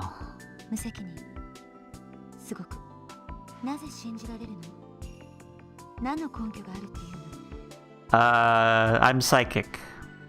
None. Absolutely no basis. Raising an eyebrow, she put her hand on my neck. She gave me a look that turned my spine to ice. Her hands were trembling. Her coldness was contrived. Calm down, Tsugumi. I spoke slowly, breathing deliberately. First of all, do you really need a reason to trust people? If so, then you don't have to trust me. Doubt me all you want. But I believe you. Even if no one else does, I do. Accept the truth. そんなことできるはずない。 But I can. I want to understand you, even if it's hard for me to believe, if it's the truth. The scar on your right leg, it's almost healed, Yeah. right? I can't believe it, but that wound is almost healed. That's the reality, right? そうよ。 Show it to me again. I'll accept things as they are. 見たいの？ Moved her 本当に hand. 見たいの？ Her voice trembled faintly. You're speaking slowly in 見たら control. あなたは後悔するかもしれないわ。もしも全てを知ったらこんなの人間じゃないって思うかもしれないわ。 You want me to look? You show me, maybe you'll regret it. I like that you're not answering. Is that a stupid question? If you don't answer, I'm going to look whether you want me to or not. やめてよ。勝手に決めないで。嫌だなんて。嫌だなんて。私言ってない。 Room slid in darkness. だったら見て。目をそらさないで。見て。全部。たけしにだけは全部見せてあげるから。 You heard the sound of unfastening. In the darkness of the gondola. In the faint moonlight, the deep sheets lined blue. Floating up into the darkness was a wound. Much etched deeply, but since healed to almost nothing. I had to squint to see. Might not have known if I then gently run my fingers over them. Scars. All over her body, minutely etched, countless scars. Tsugumi's shoulders shook with her weeping. She cried silently. I grasped her shoulders, pulled her to me fiercely. Tears wet the floor. Tsugumi's cried in my arms, on my breast, like a child. I wanted Tsugumi, and she wanted me. She accepted all of me, and I accepted all of her. We overlapped until we became one.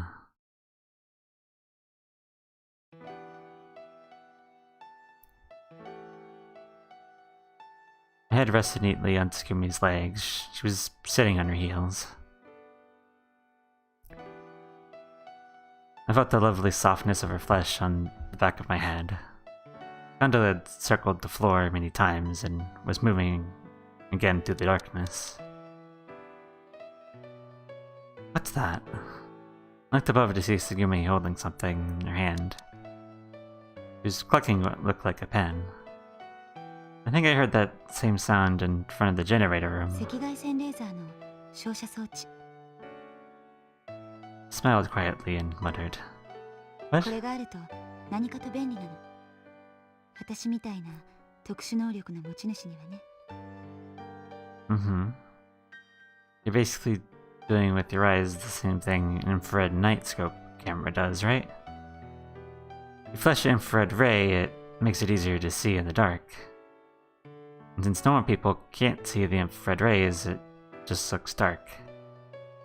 But if you infrared vision, you can see as clearly as you can at high noon. Tsugumi nodded. どんな暗闇でも大丈夫なの。 That's pretty cool. Tsugumi giggled as she covered up her bare chest. And she laughed, it jostled me too. About the time that it stopped. ねえたけし、ちょっと起きて。 I sat up as ordered.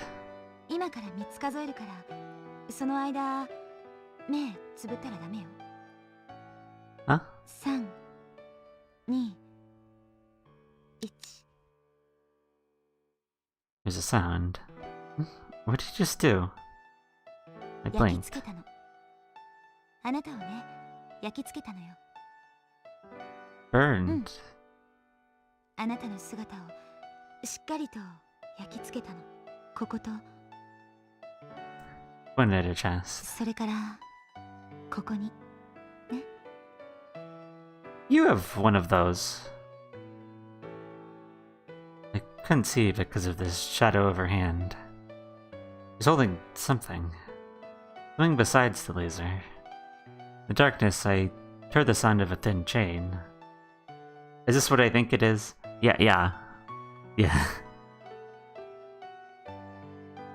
I didn't know what it was.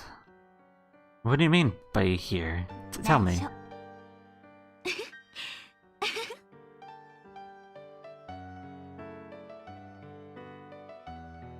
Wait a minute. Hold on a minute. What?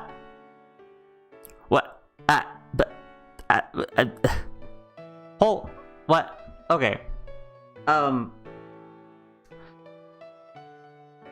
Takashi has seen the guy in this, and he was like, "Hey, that's me. Sara's boyfriend is me. What? That's crazy." But is this what? Why does Tsugumi have this? How does it?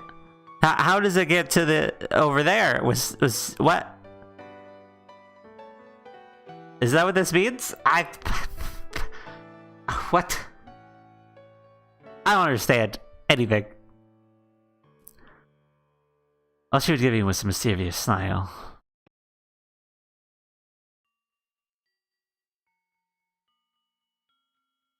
This is the appropriate music for how I feel right now. Especially since we're looking at this again. The hologram pendant. I thought back to the image in Sara's hologram pendant. That means the image in the pendant was a different Kurenari Takashi. Yes, it was. And Tsugumi has infrared vision, like Sara and me. Oh, you're still seeing this. This is the kid's dream of what's happening. Okay. Which means our parents are. What? Oh, wait. What? Hold on a minute.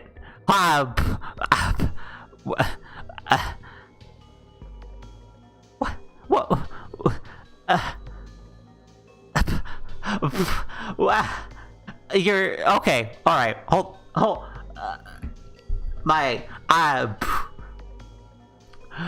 My brain has exploded. Hold on a minute. You're telling me what? How? This is some. All right. Okay. This is some.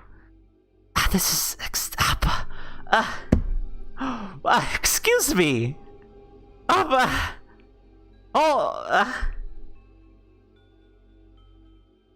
Okay, alright.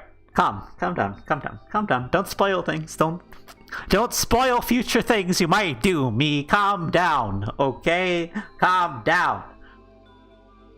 Okay, alright. Let me just take a second and say what the hell is going on. So,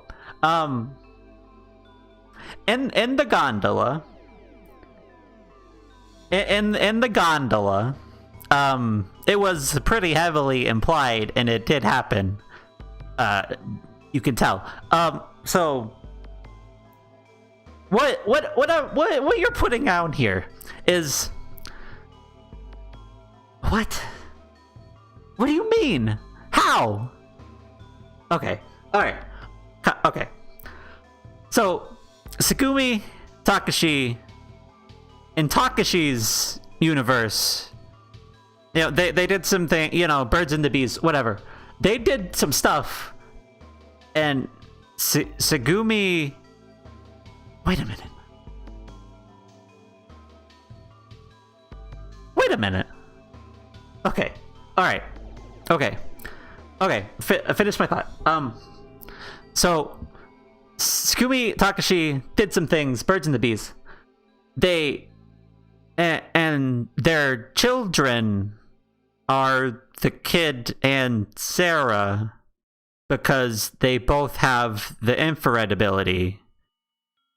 Both because they have the cure from their mother, Tsugumi. They have the infrared vision. And that That's why Sara has the pendant that Tsugumi just imprinted the picture of Takashi on. And they escaped. Tsugumi and Takashi escaped. And they had children that have slipped to a new version of this event. A different version, new dimension of this same event that they escaped from? What?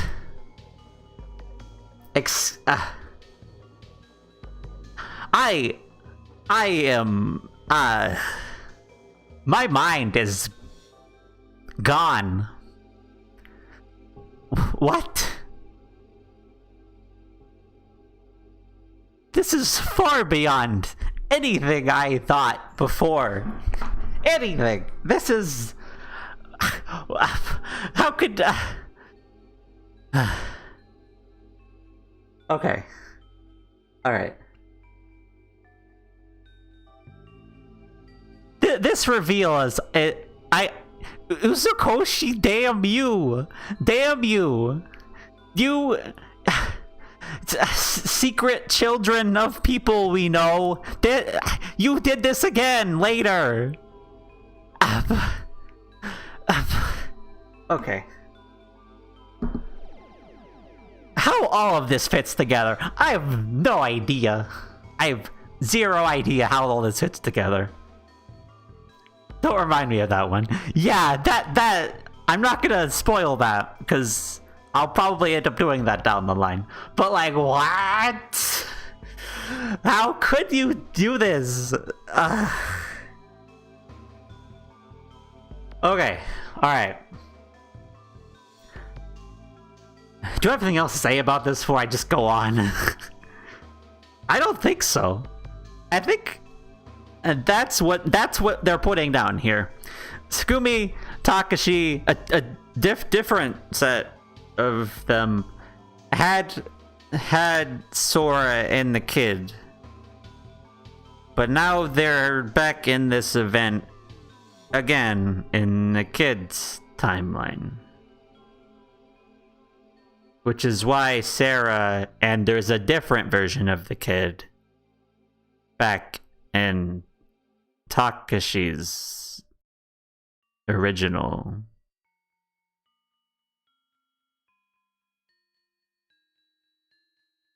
I'm was not expecting to get rattled this much, honestly. I wasn't expecting that to be the reveal. Okay. Alright, I'm taking a sippy. We're gonna continue, because I think I've got it out of my system. Do I really have it out of my system as I'm knocking into my mic? Probably not.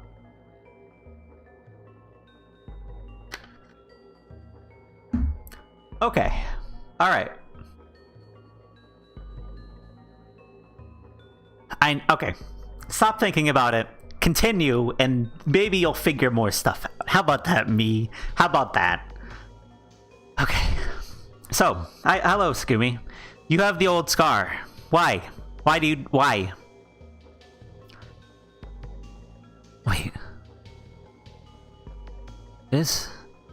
Oh, wait. Hold on a minute. Oh, I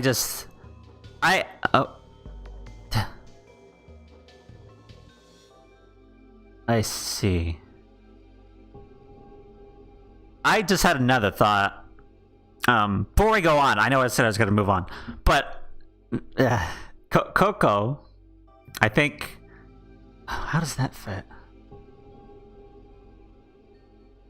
Because in the regular route, it's also implied that they did something. Is that where Coco came from? Because Coco kept calling Tsugumi and Takashi Daddy and Mommy. Why? How are they back together, though? If that's true.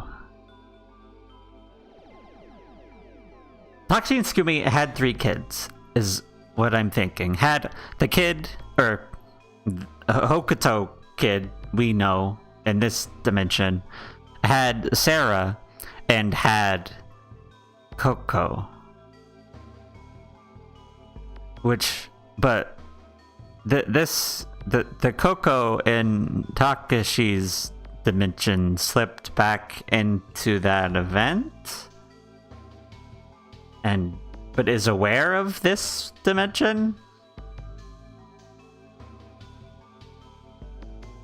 I don't know. That makes sense to me, but I don't. How did I sleep on this for years? How did I? Okay. All right. Calm down. Okay.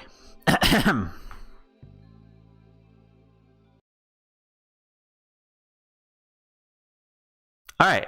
Let's continue. Enough hypothesizing. 大丈夫ですか、少年さん。 Hi, Tsugumi. 顔色が悪いようですけど。 I don't look good. I don't. I'm not good. I shook my head and shivered as I stepped slowly backward. My back bumped against the wall. It can't be. え？ No. I let out a cry. It was almost a scream. Swinging around, I opened the door and ran out of the control room. Yeah, that's how I feel. That's how I feel, kid. I think you need this. What do I need? Oh, a hydrate redeem. Yo, you gonna go off or what?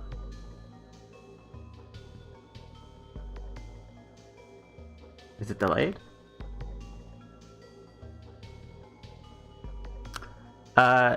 Cloudbot, hey yo, where you at? I hate to detract more, but where are you? Are you awake? Wake up, Cloudbot, oi.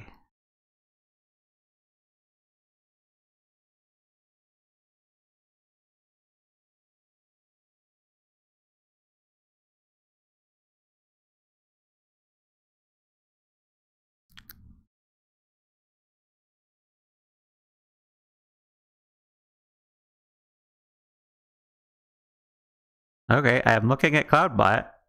It is not. Hello?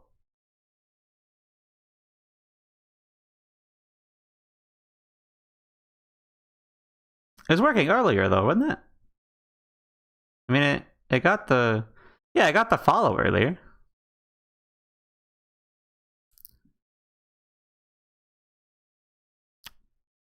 Cloudbot, hello? Are you awake? Are you sleeping?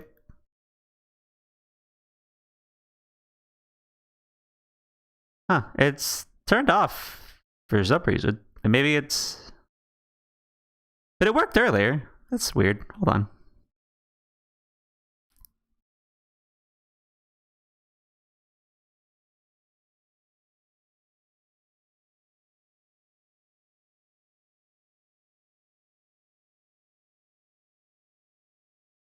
I saw something. I saw "we are aware," but I didn't actually see what it said. Is Cloudbot just down right now?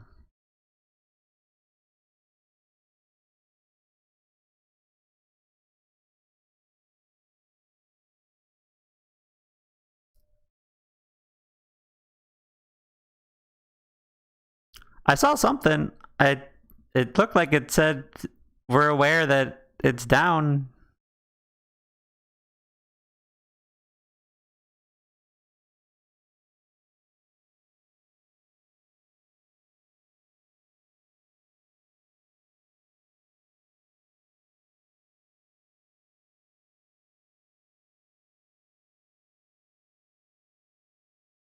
Weird. I'll still redeem twice, but for whatever reason, it's not working.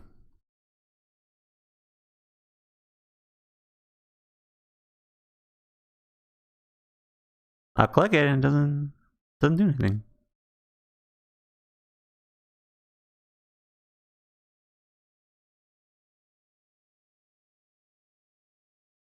That's really weird. That might just be down.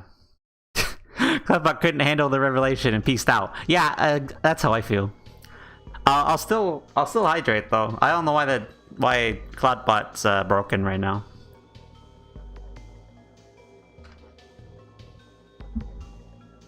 Redeems don't work. I guess that's weird.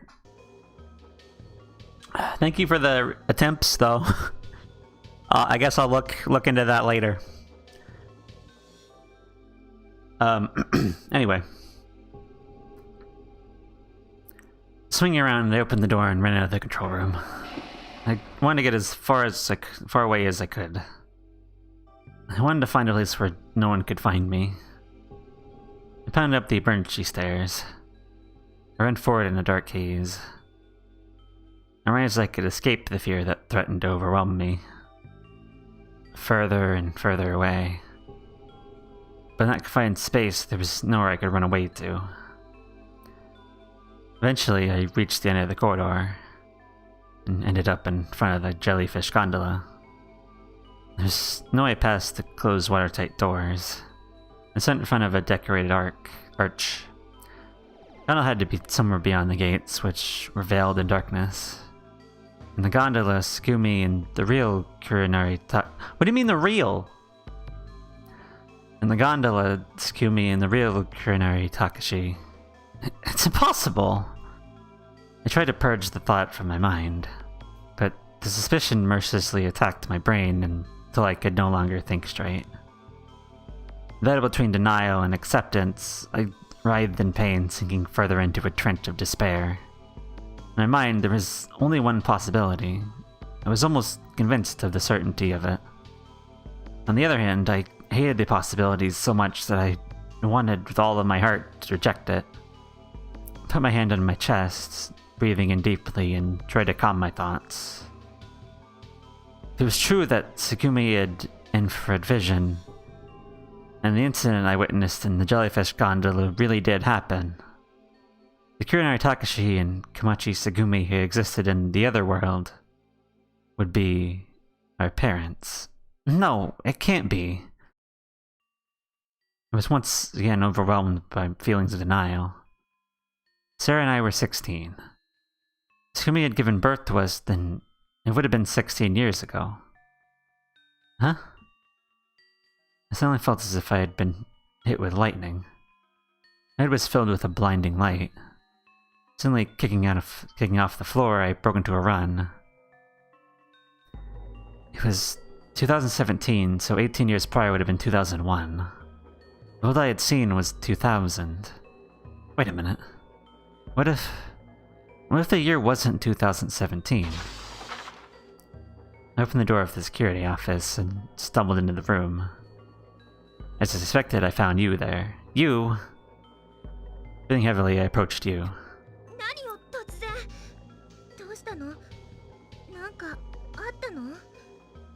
This year?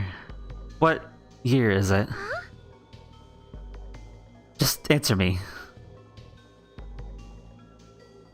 You blinked slowly, your mouth half open. Well? I glared at you and pressed her for an answer.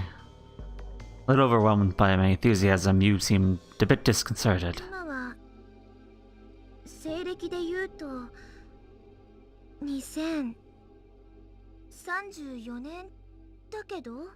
What do you mean 2034? What do you mean 2034, you?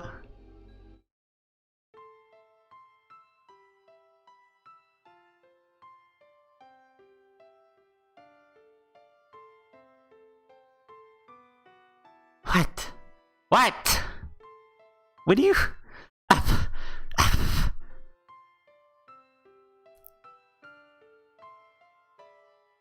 It's 2017, so 2003 was 4 years ago. I said to you. You and I were alone in the security office. No, my jokes! Yes. Your jokes. You had suddenly asked me to come see her and started talking about what had happened in 2013. No, I probably had seen it coming. Just where she had spoken to me, you had hinted indirectly that she had changed her mind and needed someone to confide in. Her expression was solemn, like a nun to seek retribution. His eyes were empty of emotion. At the same time, her gaze showed an unconditional compassion. Impartial, demanding nothing, asking nothing. Wait a minute. Hold on. Hold on a minute. If... Oh, that makes sense now. Kind of. If... Okay. I'm gonna go on a tangent again. Excuse me. This is... Listen. I don't understand. I don't understand either. Keep the music. I think CloudPod is working. This is not related to my tangent I'm about to go on, but I think it's working now. Uptime. Hey, I think it works now. I think we're good. Can I redeem that hydrate? Does it work now?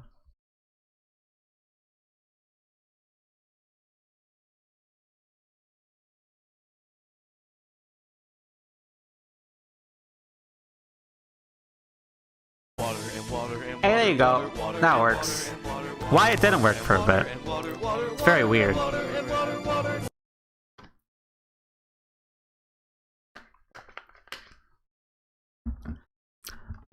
Listen, it was redeemed twice, so I will do it again.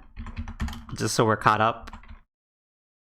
Because Streamlabs went to sleep for a little bit. It's okay. It happens. I get it. I want to sleep too. Well, I want to sleep and have time to figure out all this nonsense.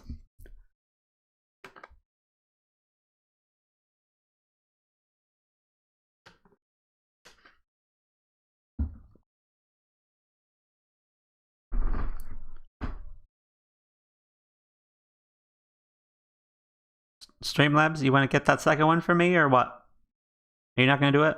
Have you changed your mind? Whatever. Any case, so I don't need sleep. I need answers. I mean, not even I need answers at this point. I have the answers. I need to work them over in my mind. Okay. This actually learning about this nonsense kind of makes sense with what we know already. Oh yeah, the cooldown. That's it. That was it. It should tell me though that like, hey, cooldown. I feel like I have that set. Yeah, it's supposed to tell me. It's supposed to tell me that it's on cooldown, but it didn't. Weird. Yes, this works with what we know though. This works with what we know. Because okay. Yeah. This works with what we know. If this is in fact 2017 and the other one is 2034, was it? Because yeah. That makes sense. So when we did use route with the other kid, we met use mother, not mother,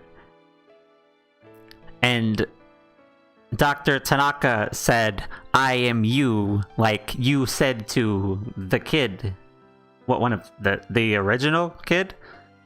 That's why they have different names too. That's why they have different names. Because this you is not the same you as the other you in the future. Okay. Some of these pieces with what we know are connecting, but how? I don't know. No idea.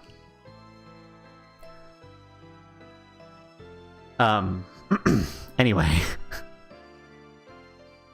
At the same time, her gaze showed unconditional compassion, impartial, demanding nothing, asking nothing. After a short while, I assume you is about to tell us that, oh, I have a cloned twin sister. Is that what your sin is? You got yourself cloned. Is that what your sin is? Because you cloned yourself. そう。今から4年前。これは私がまだ14歳だった頃の話。Uh-huh. You began quietly to tell her story. Yubisei Haru Kana had a serious heart condition. She hadn't been born with it. In 2013, when she was 14, she had suddenly fallen ill. One day, you had suddenly collapsed. She was examined at the hospital, and the doctor told her, "This is very hard for me to tell you, so I want you to please listen calmly. You have a very serious heart condition. It's unclear whether you'll even make it to the end of high school." That meant she only had 3 or 4 more years to live. A transplant was out of the question, and even with treatment, she would only suffer, and they couldn't guarantee her a cure. There's no way left for her to survive. She received a death sentence. But medical treatment is advancing daily. May still find a cure, so don't give up. You have to fight this illness. The doctor's hollow consolation, emptiness took over her mind. 2014. Her fear of her approaching death was growing. One day, while she was at the hospital, she met a gentleman. Through the course of their meetings, she and the gentleman came to trust one another and became very close. It was a close relationship, like the bond between a parent and a child. Between a father and a daughter. Yubisei Harukana had grown up without knowing a father's warmth. Perhaps she was seeking from him the love for the father she had never known. As for the gentleman, he had a daughter close to her age.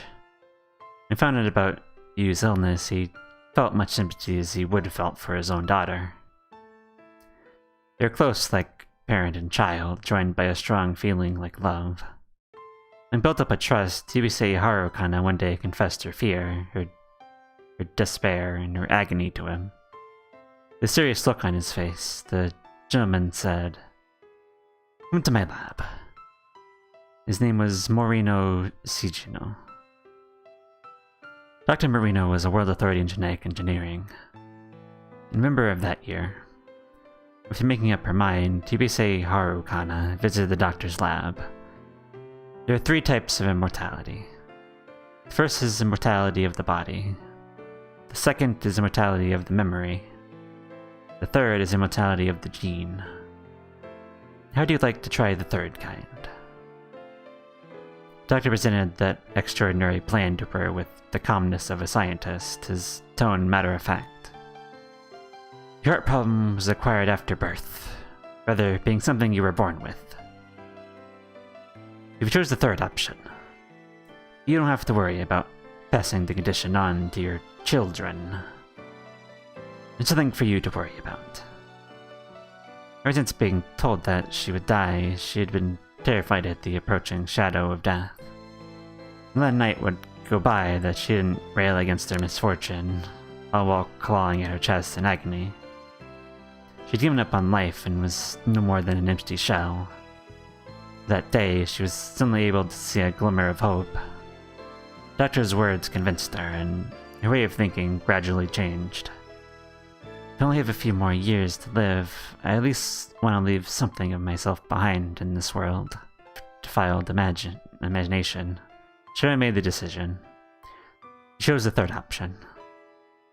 1 month later, December of 2014. Yubisei Harukana had the nucleus from one of her own cells implanted in her own ovaries. Jin began to grow in her womb. Of course, Dr. Marino performed the surgery. She's pregnant with her new self. 9 months later, September 22nd, 2015. Yubisei Harukana safely gave birth. あなたは私の子供。あなたは私の妹。そしてあなたは私自身。 Yeah, that's what I thought. Yubisei Harukana loved the new child with all of her heart and gave her a name. He called her Yubisei Aki Kana. Yes, Yubisei Aki Kana was Yubisei Harukana's daughter. At the same time, they were not only mother and daughter, but also shared the same genetic design, just like twins. What a twist of fate. She would have the madness that came from being so close to death. But still, look at the lively face of the newborn child. Look at how pure its smile is, how bright its life shines. Could anyone watch something as simple as its earnest attempts to grab something and believe that the baby was a tragedy? It was a sin to create a life. It was a sin to want life. He smiled happily. Sometimes it cried, as if it were asking, is it a sin to be alive? Monday, May 1st, 2017. Yubisei Harukana, who had become a student at Hakumiken Women's College, began working part-time in the Mew during the holidays. She wanted to find a clue about her father, Vichi, who had gone missing 17 years ago. Her mother, Yukie, kept telling her, your father fell into the ocean and drowned, but you didn't believe it. She held on to the hope that he was still alive somewhere. She left her 1-year-old daughter, Yubisei Akikana, with her mother, so she was not worried about her. Yubisei Harukana's heart had almost reached its limit. She'd given birth safely, but could no longer escape the fate which awaited her. There was only one thing left that she wanted to do. Before she died, she wanted to find out whether her father was still alive. Father had disappeared when she was a year old.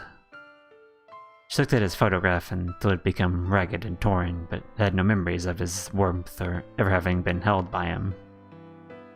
For that reason, she waved off all of the doctor's attempts to stop her and came to the Mew. She wanted to find out about her father.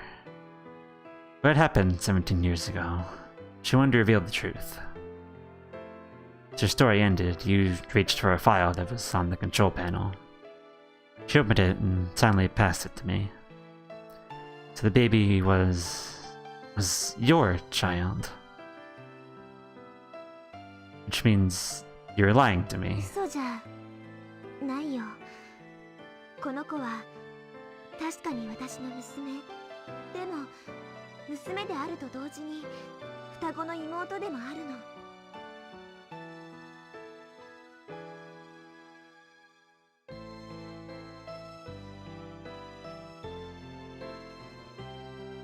Huh.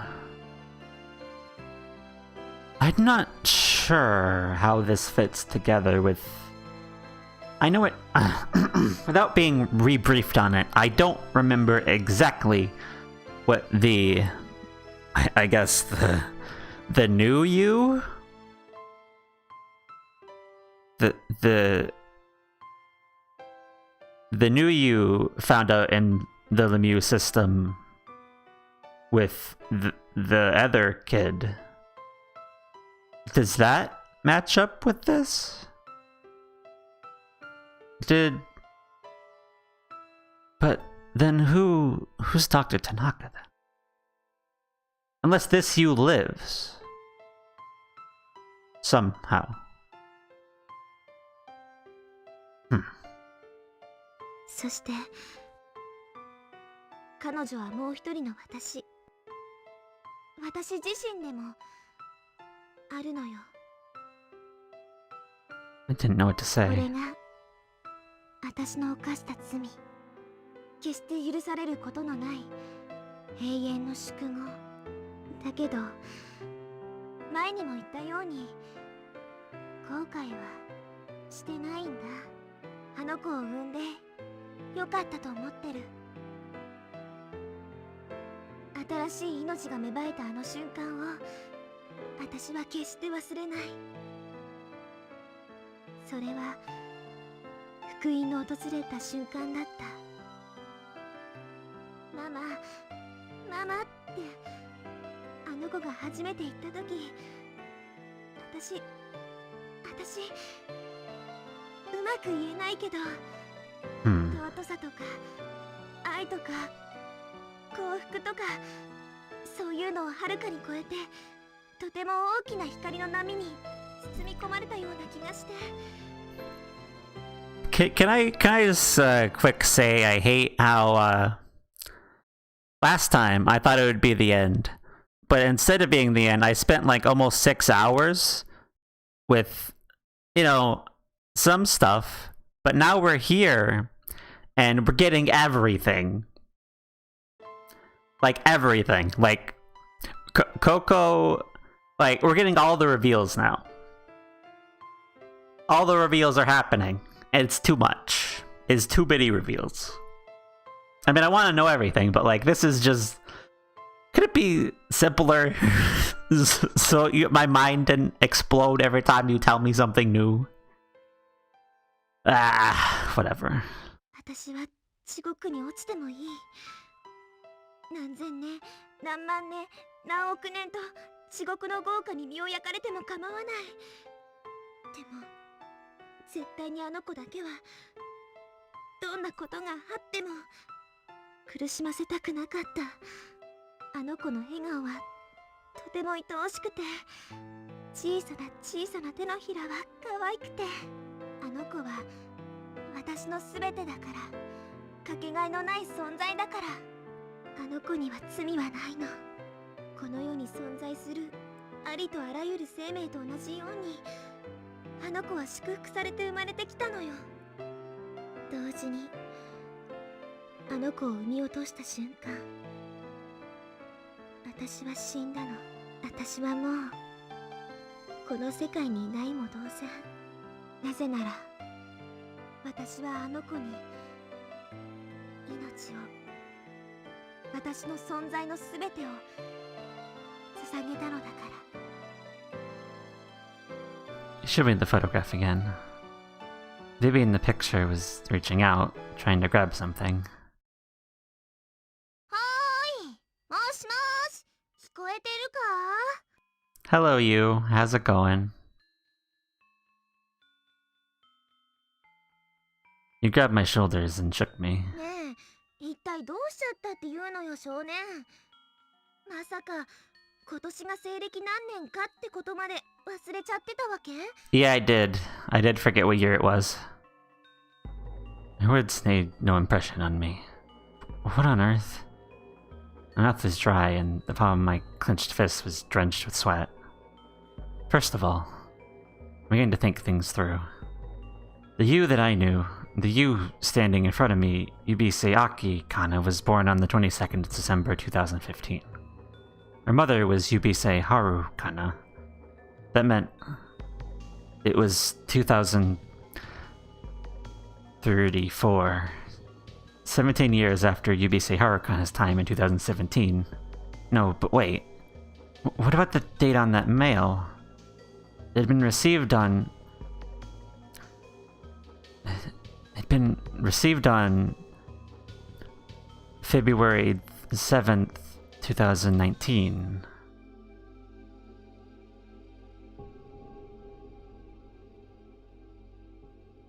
Unless we forgot more, we were told it was a different year by Takashi. What? Wait. What do you mean? What do you mean we were told it wasn't? Hold on. I can look at this.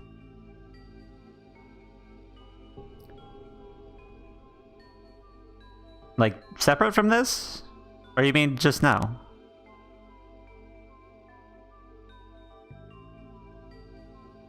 "2015, yeah." My voice came out strangled.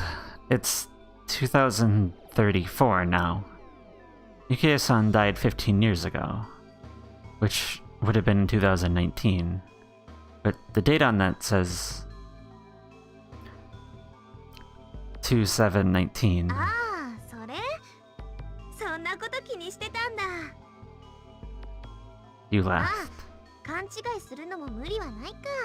あのね、メールに書いてあった受信日時はドイツ式の表記を使ってるの。だから年月日じゃなくって月日年の順番で表されるんだ。 So you're telling me that wasn't July 19th, 2002. It was February 7th, 2019. You 他に nodded. ご質問は？ Oh. They were reading it. Okay. Alright, fine. I shook my head weakly and trudged out of the security office. I figured out the relationship between you and her mother, but wondered whether I should tell her. No, I had to tell her. That was better for you in the long run. But first, I had to take care of my own problems. There was somewhere I had to go. もう何よ。 Oh, hi, you two. いきなりこんなとこに連れてきてどうするつもり？ I wanted to talk to you guys alone. 話したいこと？ Tsugumi was silent. She seemed to be afraid of something. Tsugumi perhaps already sensed what I was going to say. Her eyes flew on wildly. それって重要なことなの？ Tsugumi.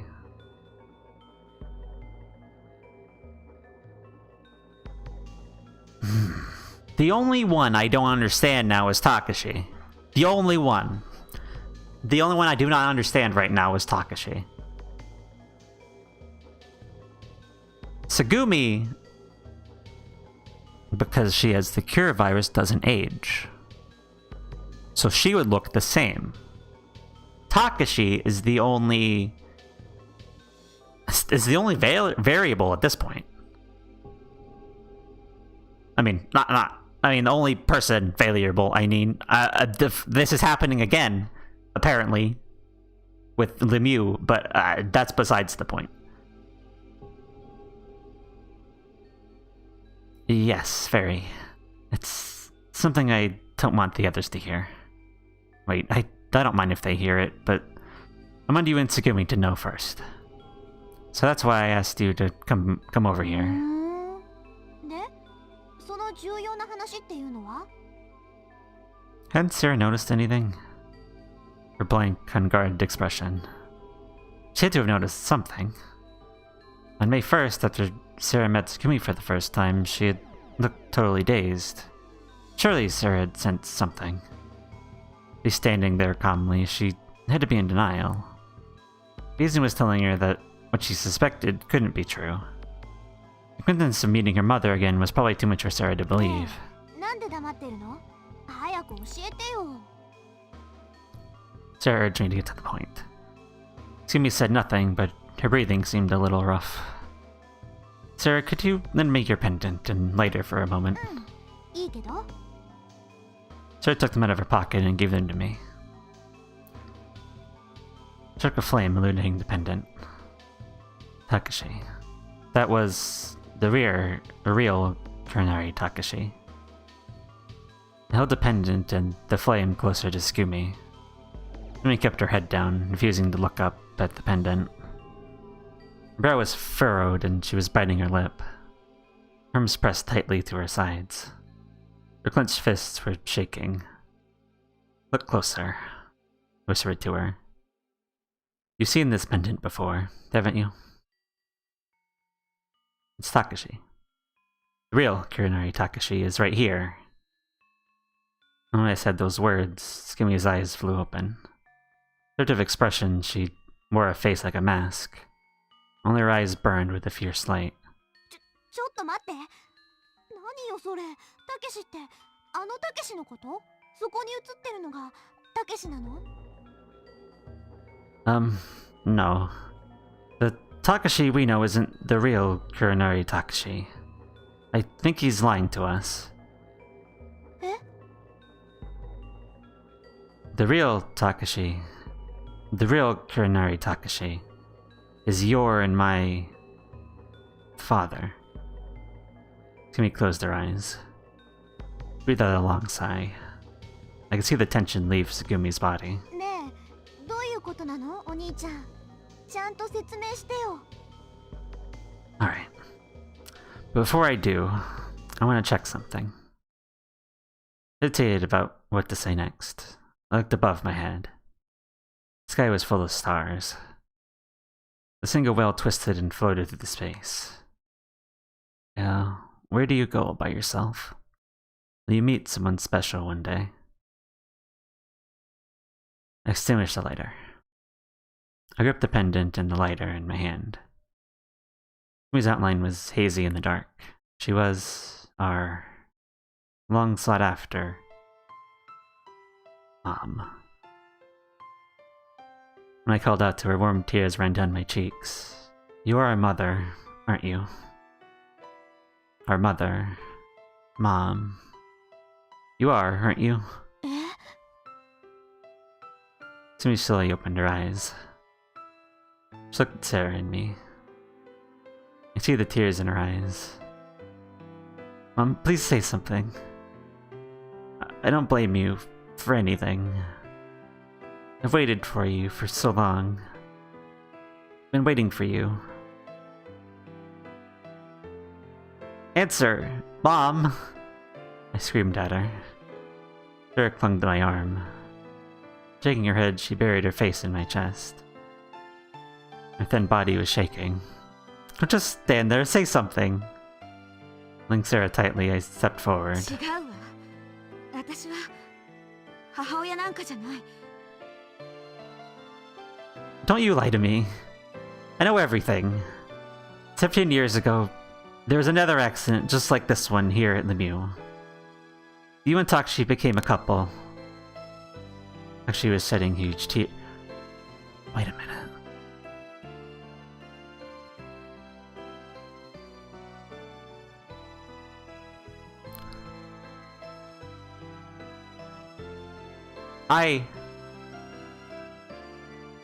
I'll save it and continue. I'll save it and continue. Save it and continue. Just continue. Tsugumi was shedding huge tears. She tried to stop them. Her breath was ragged and came out in hiccups. Her face twisted as she struggled to keep control of her emotions. Tears welled up in her eyes and rolled down her cheeks. ええ。そうよ。確かにそう。私はあなたたちを産んだ。でも私にはお母さんなんて呼ばれる資格はないのよ。あなたたちにはもう本当の母親がいるでしょ。優しいお母さんがいるでしょ。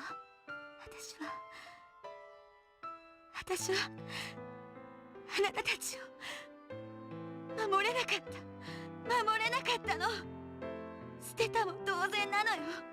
置き去りにして見捨てたの。ひどいでしょ。許せないでしょ。だから私は母親なんかじゃないのよ。お母さんなんて呼ばないで。お願いお願い。だから。She put her hands in her head and sobbed. That moment. Mama?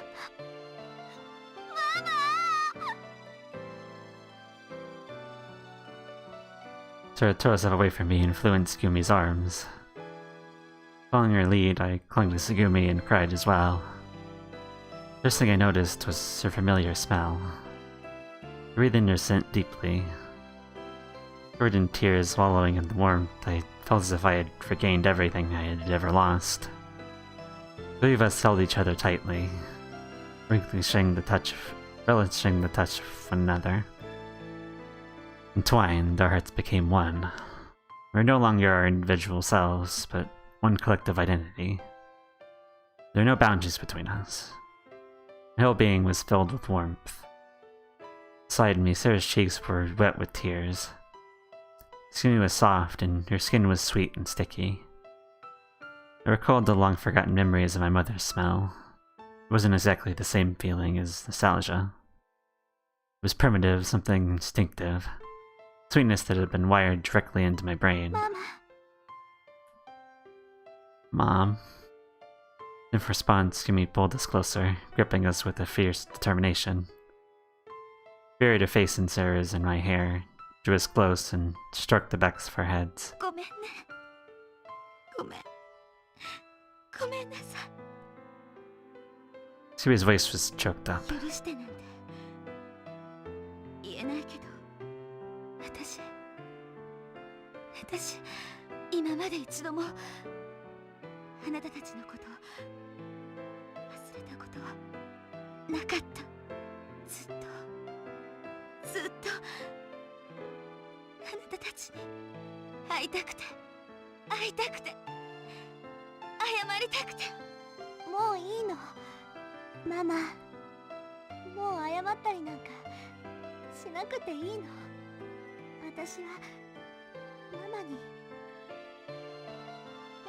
会えただけで、それだけで。 As we fell into each other, we understood everything.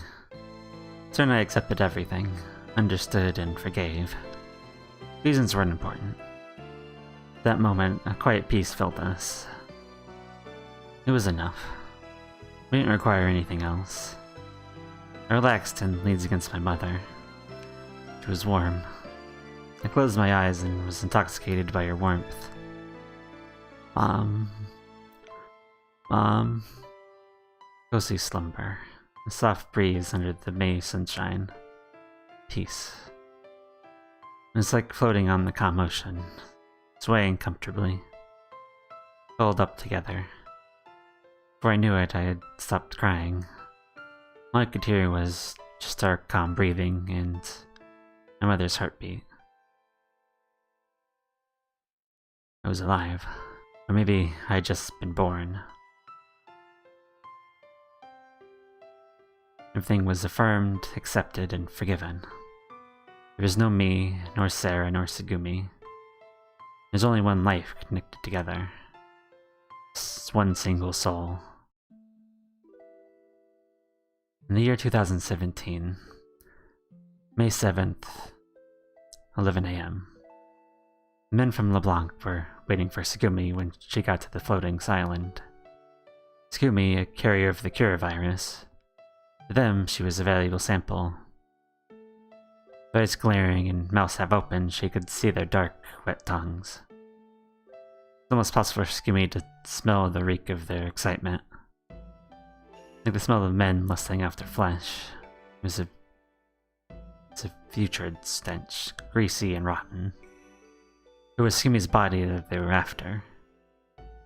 What they wanted was nothing more than perform human experiments under the pretext of making the ultimate human dream come true. Using Tsugumi's body, they were planning to gain knowledge, fame, and fortune. It was indeed their desire. "I've been waiting for you." One of them took a deep bow. Behind his veneer of politeness was an evil that threatened to spill forth, making Tsugumi sick to her stomach. Some of the others in his entourage licked their lips, swallowing their saliva like dogs gone mad with the hunt. An instant, Tsugumi kicked hard off the ground, breaking into a run. She ran across the wide surface of the huge artificial island, desperately scaling the high surrounding fence and fled into the nearby foliage. Their cacophony of screams and angry cursing faded behind her. Tsugumi hid and waited until nightfall. She held a single hamster to her chest. At night, a supply-carrying vessel slipped out of the floating island's port. Tsugumi had stowed away on the vessel, hiding herself amongst the cargo. She was headed to the mainland. From that moment on, Tsugumi's life was consumed with one thought: how to escape from them. Though she wasn't a criminal, she avoided people, preferring to hide in the darkness, all while threatened by ominous feelings of being hunted. Nothing changed after she safely made it to land. Every few weeks, she moved from one town to another, wandering in the darkness. Slept under bridges, under backstreet eaves, pipes pouring into the ocean, even in public restrooms. It was an endless cycle of running. She never had a second's peace. She didn't turn to the police.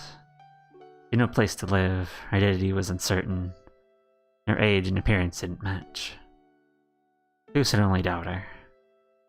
Information regarding Tsugumi had spread through the national police network, so it's only a matter of time before LeBlanc would find her. LeBlanc's influence even extended to national politics. There's nothing else for Tsugumi to do but continue to hide in back alleys. He hated LeBlanc. They destroyed everything Tsugumi had cared about and made her life a living hell. What was more, they'd taken away the love of her life, Kuronari Takashi. She wanted to get revenge on LeBlanc with every fiber of her being. Tsugumi came to hate the world, and her heart became even more hardened to it. 2 months had passed. It was summertime. All of a sudden, she began feeling sick. She knew she had stopped menstruating, but didn't want to think about the possibility.